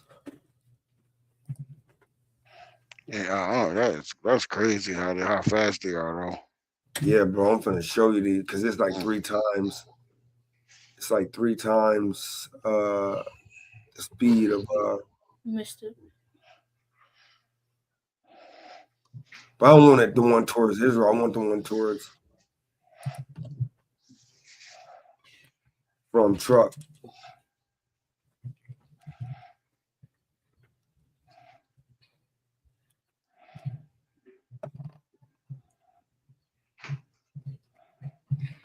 They be on like the shore.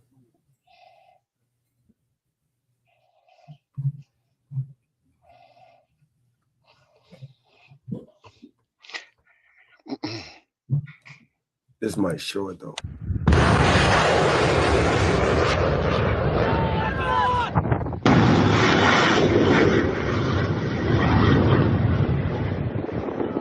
In a stunning development, Iran released footage of a missile launch that allegedly hit the United States aircraft carrier USS Abraham Lincoln on March 5th.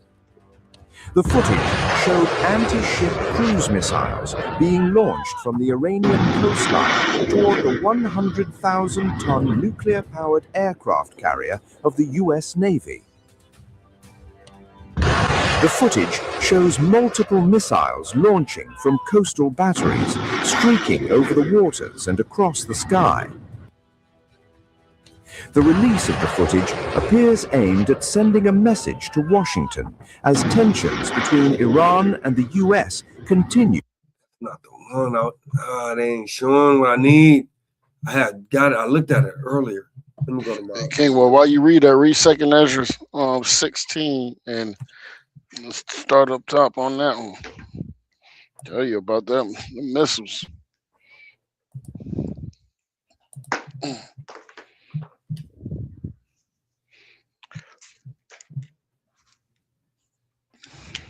Well, you find while you find how it's going to be, people don't get it. This is all prophecy, man.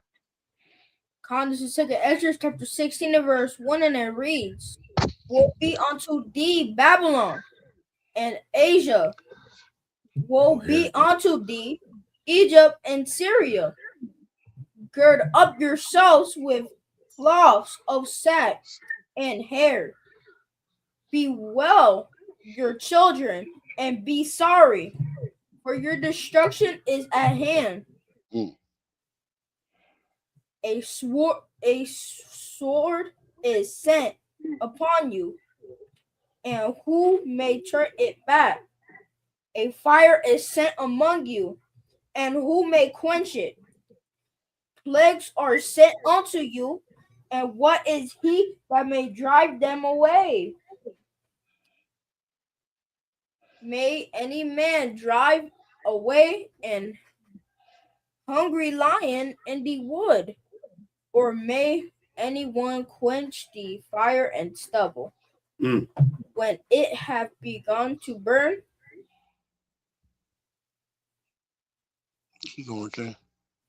may one turn again the arrow that is shot of a strong archer?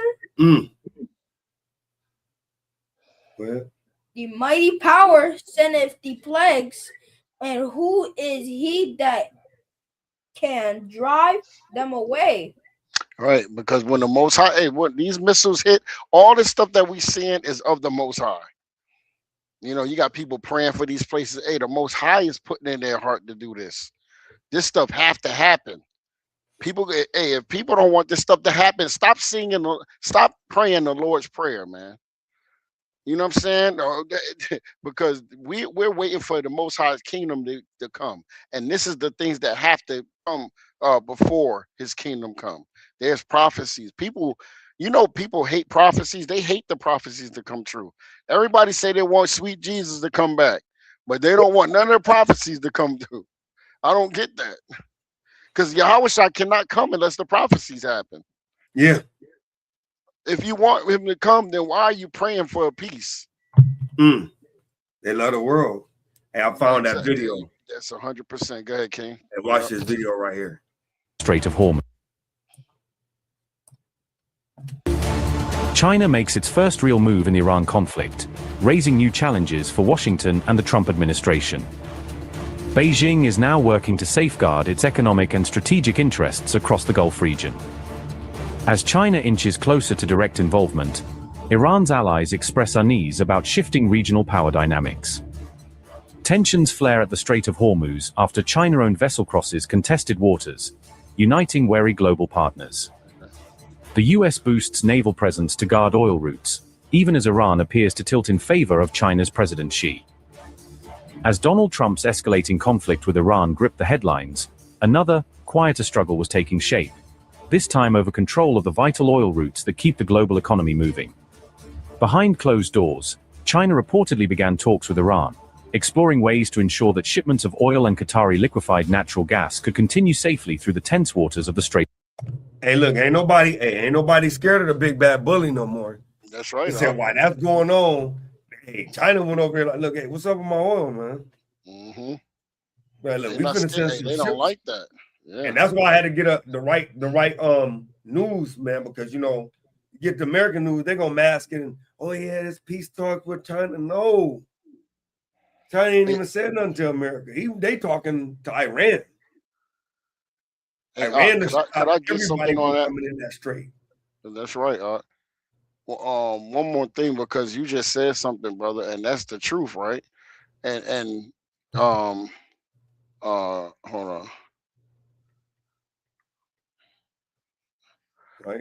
Hey, go to Revelation 17 real quick of what you just said, and go to 16 and read down to what you call it. It's pretty quick. Wow. This Revelation chapter 17 verse 17, and it reads, 16. For Yahweh have put in their hearts to fulfill his 16, King. Sure. And the 10 horns which thou sawest upon the beast, these shall hate the whore, and shall make her desolate and naked, and shall eat her flesh, and burn her with fire. Right, go ahead.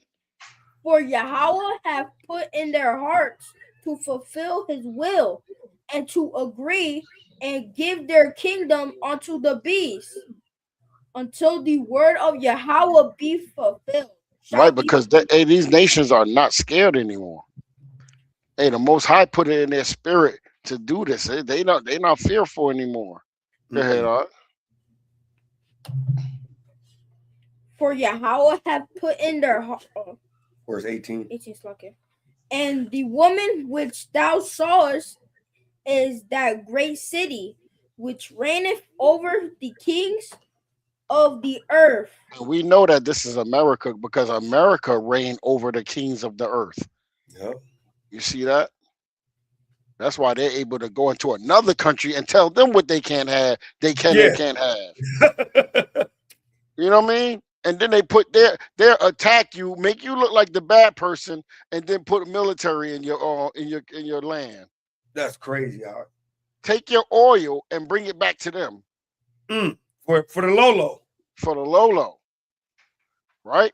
And listen, if you don't give it to them, we're going to take it. We're going to take. Ain't that what they told Venezuela? That's exactly what they They say told either him. you give us your oil fields or we're gonna come take your oil fields. Yes, that's it.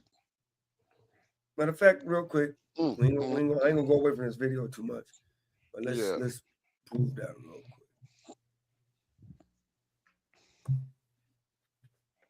Real quick.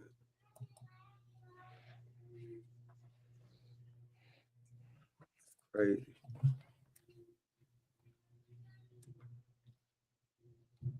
That's crazy.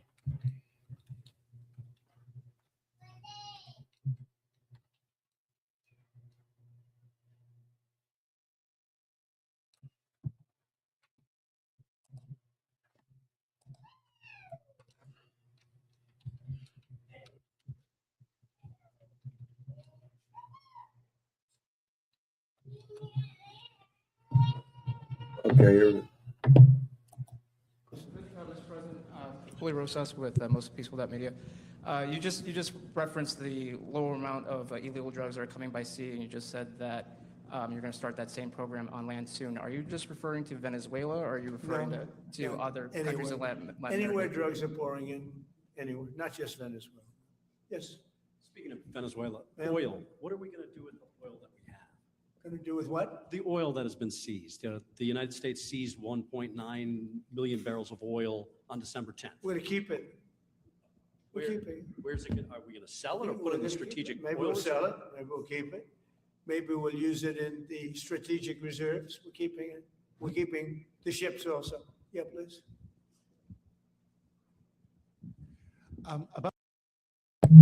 Brother, did you see that he took the whole ship? He said, forget just keeping the barrel. We finna take your whole ship. Yeah. God. Bro, that's crazy work. He said, we'll keep it, we'll sell it, we'll do whatever we want to do with it. He's so prideful. Hey, I wanted to show you this other video with him, brother, but it's just too, it was so long. I wanted to send it to you, brother.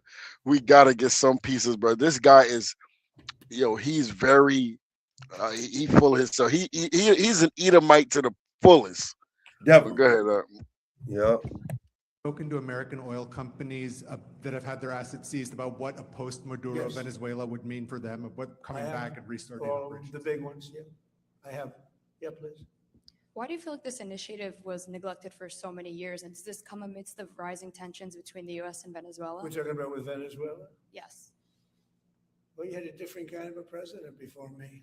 They didn't mind being ripped off. They didn't mind being robbed. They didn't mind drugs pouring into our country. And he said, we had a different kind of president before it was me. They didn't mind us. That's right. Come on, brother. Hey, but you see how every time, see how America do when they're about to attack somebody, attack people, they always make them look like the evil one. No, you stole drugs and bring them in the country anyway. I mean, yeah. You know what I mean? They're just like that, or the poppy seeds that they took in, what was that? Iraq, or what was that at where they when they destroyed they went in and they protected that area, and then all of a sudden an opioid problem hit America. Yeah. They're the biggest drug dealers ever, man. They try to make everybody else look evil and wicked. Yeah. Wasn't that Elder? Wasn't something like the gangster movie with Frank Denzel? You said it again, King? Well, you said the opioid, right? With the drug? Yep. That's been a American Gangster movie. Yeah. Oh yeah, American Gangster. Frank White. Yeah, Frank White. Oh, Frank White. What's his name? Frank White. Yeah, it was Frank something. It was the one that played this. Yeah. Frank Lucas. Yeah. Frank Lucas. That's Frank what Lucas. it was. That was it. Frank White, the other dude, Edomite. Yeah. Yep. Right, don't play the rest of this. Then we're gonna get back to the other video. They didn't mind the jails of Venezuela and Trinidad, Nicaragua being emptied into the U.S. where they take over Colorado and other places. I do mind. So you had a different kind of a president. I hope people are enjoying it because we've never been respected more than we are now. Yeah, please. Hey, you see how he said that? We've not been respected more than we are right now. Hey, but that's another thing. Trump is doing this also because he's trying to bring the respect back to America because he know that no one's scared of them no more. Yep. You understand? So he's so cocky of an Edomite that he's willing to go fight everybody and also to get riches. So he's going to steal because they're losing riches. You got this is this video where he said that now we're the most wealthy country again when they started to steal things like this oil. Yeah, because they You know what stole I a mean? whole tanker full of oil. Yeah. Mhm. Crazy work. That's all they care about is being that rich country again and having the power, showing their power. You know, but hey, that's going to be their demise. Yep. Just like Rome. Just like Rome. Strait of Hormuz. 3 diplomatic sources told Reuters that Beijing's discussions with Tehran focused on securing uninterrupted passage for energy cargo, a move aimed at protecting China's own supply lines amid intensifying regional turmoil. China is understood to have pressed Iran to keep crude and LNG ships moving, highlighting that its energy stability depends on open and secure trade routes through this narrow but critical waterway. The talks came at a time when the joint US and Israeli assault on Iran was entering its 6th straight day, and the confrontation had already begun to choke one of the world's most important energy arteries. The Strait of Hormuz, a strategic lifeline for the global oil market, was nearly closed off, disrupting close to 1/5 of all oil and gas supplies that cross international waters each day. Iran responded with a firm declaration: no vessels belonging to the United States, Israel, Europe, or their allies would be allowed to pass through the strait. The move sent shockwaves through global markets and raised fears of an extended energy crisis. Hey, brother. Hey, ain't nobody scared no more, man. They literally said, look, anybody that's from Europe, basically anybody from NATO, you bring your ship through here if you want to. Yep.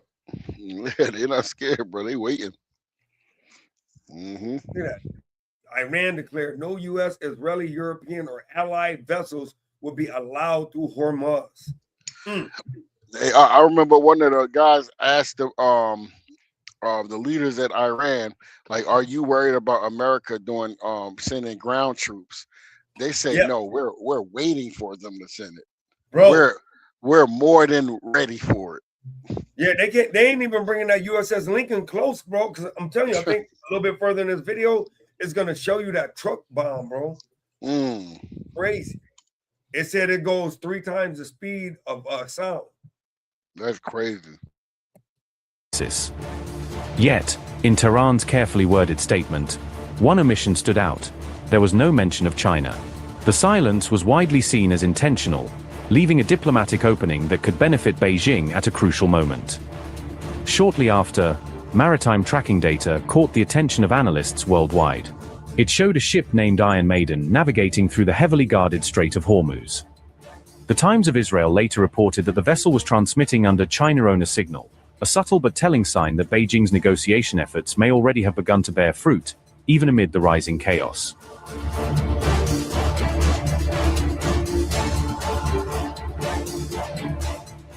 China, the world's second-largest economy, depends on the Strait of Hormuz for nearly 45% of its total oil imports, a lifeline it cannot afford to lose. Despite being a close ally of Iran, Beijing is reportedly uneasy with Tehran's latest blockade decision, according to Reuters. Sources say China has urged all parties to act responsibly, protect commercial vessels, and keep the crucial Strait of Hormuz open for global trade.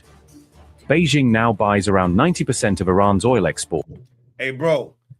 Hey, he said telling both parties to act responsibly. They basically talking to America and Iran. Like, when we come bring our vessel through here, y'all better not mess with our vessel. As he said, they're the only one coming through. Everybody else can't come through. Hey, look. Said, hey, they say they buy 90%. 90%, brother. And they said when we come through, basically what they're saying is, America, you better not be firing at Iran when we come through. And I don't give a dang, Iran, you better not be firing at America. Because if we get hit, it's going to be problems on both of y'all. Yeah, That's why he said act responsibly when we bring our ships through. Wow. Hey, bro, China kind of look like the big bad wolf now. Yeah. Hey, look, they waiting, bro. Hey, they know that they ain't messing with them. Say they saying like, we coming through. We bringing our Cadillac through. Exactly. Yeah, we know y'all after the little man. Y'all ain't messing with nobody big. Y'all ain't messing with us in Russia. Yeah. That's why they went through. But they kind of, it's like it's like they kind of the same though. They want to do it. They ready for it, right? It's almost like if you hit me, I'm gonna hit you type of deal. Yeah. You know what I'm saying? But if you don't hit me, you hitting everything around me. You know what I mean? But you ain't coming after me. I think. See, China is waiting for America, like I told you, to go make that slim. problem. Yep. Oh, look, yeah, they definitely waiting for it. Because I'm telling you, bro, like, I know for the sake of time, but I got another video that's talking about Taiwan. Like, Taiwan just went and bought like $30 billion worth of warheads and everything and ammunition from America. But they said that China bringing more warships in that area, and they're doing war games right in the area of So that's why America. I got another thing up there to show you that America. When I was just reading, America getting low on missiles because America got their hands still in Ukraine, they still in Taiwan, and they're in this war right now with Iran. They thought this Iran war was going to be quick, but they ain't realized Iran got more than what they got because they bombed a lot of Iran facilities, and Iran still got bombs on them. Yeah, because they're getting it from people like China. Yeah. Oh, yeah, you're right. And what you gonna do? Tell China don't give it to them? I'm telling you. Well, you know how he would do that. Like, hey, look, we're gonna stop. We're gonna raise the prices on you again if you give to them. You know what I mean? China don't care about that. They don't. These nations are not scared no more. Yeah, they got the most money. So I'm like, okay, but mess with us if you want to.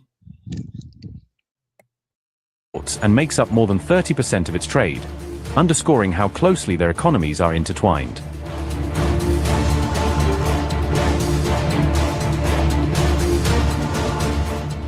Crude oil prices have soared by more than 15% since the outbreak of the war, driven by suspension in output and waves of attacks targeting key energy facilities. Iranian missiles hit targets reaching as far as Cyprus, Azerbaijan, and Turkey, a spread of strikes that sent shockwaves through global markets. Several major economies have warned that the intensified energy shock could trigger another worldwide surge in inflation and disrupt fragile post-war recoveries. Data shows tanker traffic through the Strait of Hormuz collapsed to just 4 crude transits on March 1st, down sharply from a daily average of 24 since January. Nearly 300 oil tankers remain stranded inside the strait, effectively trapped as heavy fighting continues around the region's narrowest choke point. Bro, did you just hear that? They said 300 tanker ships is stuck in that area. Can't even move because of all the war activity around it. Wow. Just imagine a country that is really needing that oil. Yeah. Yeah, that's why them prices going up. Yeah. What it said about it said 90% is bought by China. I mean, China. Yeah, China buys like 90% of their oil that they ship out. Dang, you know they're gonna protect that. Yeah, that's why China said, "Okay, y'all, but act responsibly when I'm bringing my ships to come out." And they said they're the only ones that's leaving. They said China ships are the only ones that's going in and out. Dang. Hey, they ready for it. That's why they like, yeah, I ain't worrying about them. They ain't gonna touch us. But see, Donald Trump is so cocky. He'll try it. Hey, if he do that, bro, that's something they really don't want to do. Oh yeah, it's coming over here then. Yeah, they don't want to deal with that. Hey, America gonna be touched that day. Yeah. China not scared of America, King. Nah. Because China the only place that America ain't got no embassy at. So you can't get no backdoor deal. There ain't no backdoor in. China, after I can't remember what happened, but China closed their gates to everybody. So ain't nobody dealing with China. Nobody get in China, out China. No, they ain't happening. So I'm gonna play this some more. Shipping executives say that only Chinese or Iranian-owned vessels are currently attempting to pass through the contested waters of Hormuz. The near-freeze in maritime movement has put President Trump's administration under mounting pressure, as rising energy costs and inflation fears grip global markets.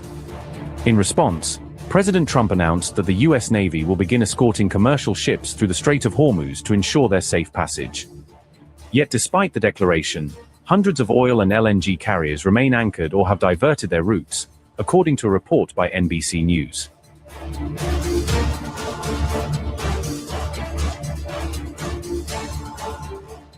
Amid the ongoing conflict, Iran's major allies, China and Russia, have so far refrained from offering any direct military backing, choosing caution over confrontation.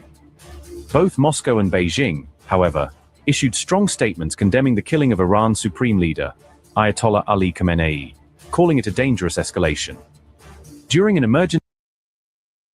Bro, did you see that? It said Moscow and Beijing had a talk about them killing their leader. Yeah, see that? Bro, did you just see that? Brother, it's just amping up. That's all. It's amping up. I'm gonna replay that for you.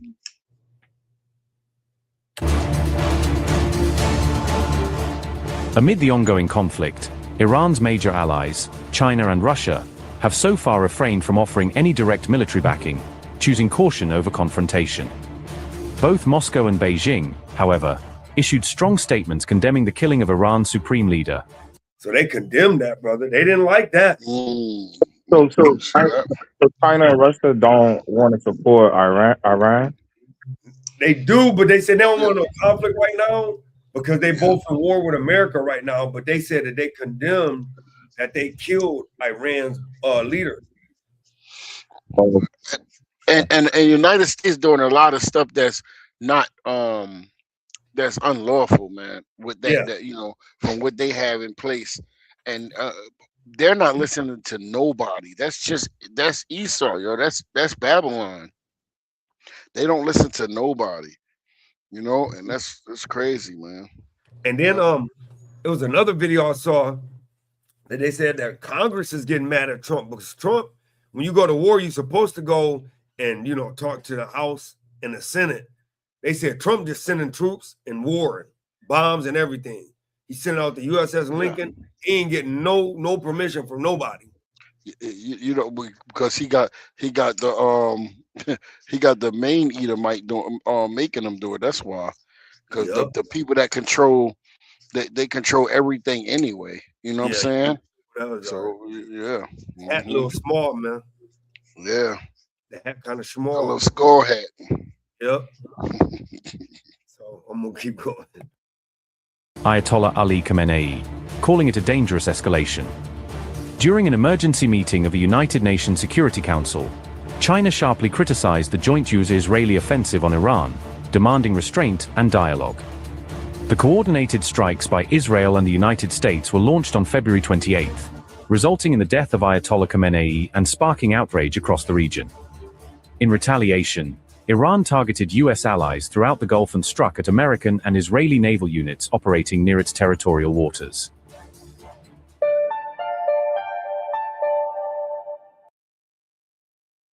So yeah, man, I know for time's sake, man, you know, slow it down and end it, but hey, let me get this off the screen, man. Yeah, come on, King. Hey, was the most powerful history lesson ever, bro. Seriously. Because I just wanted, I know it's been a while since we did a current event.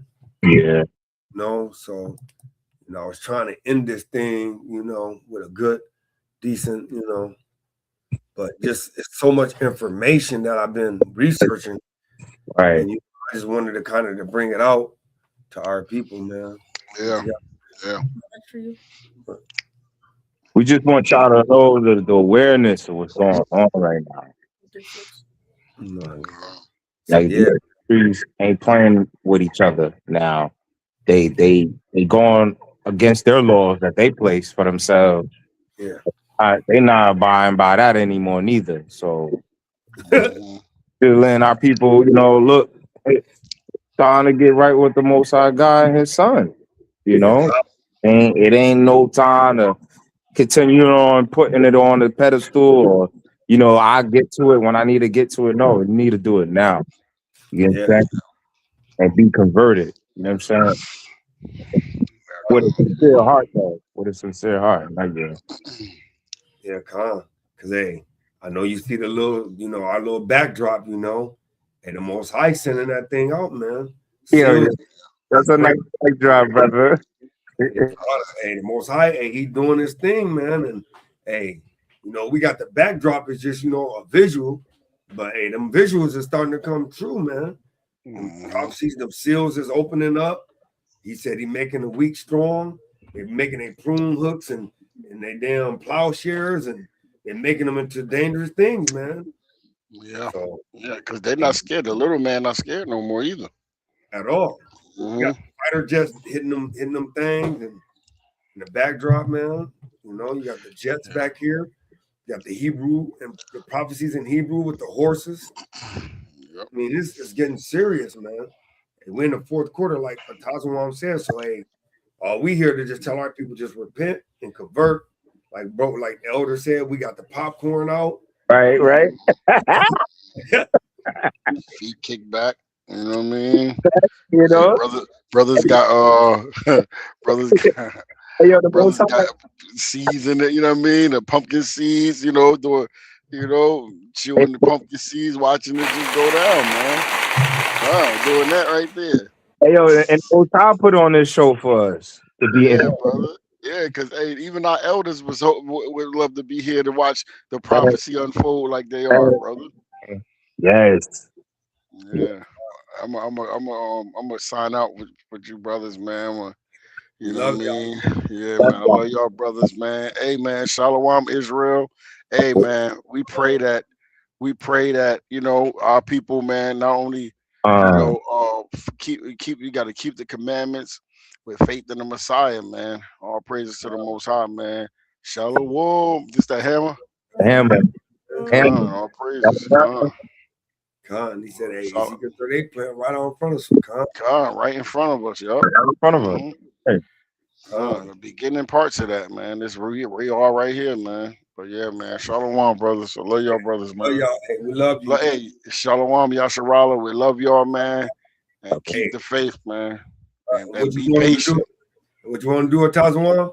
Hey, yo, push the button. That being said, hey, Shabbat Shalom.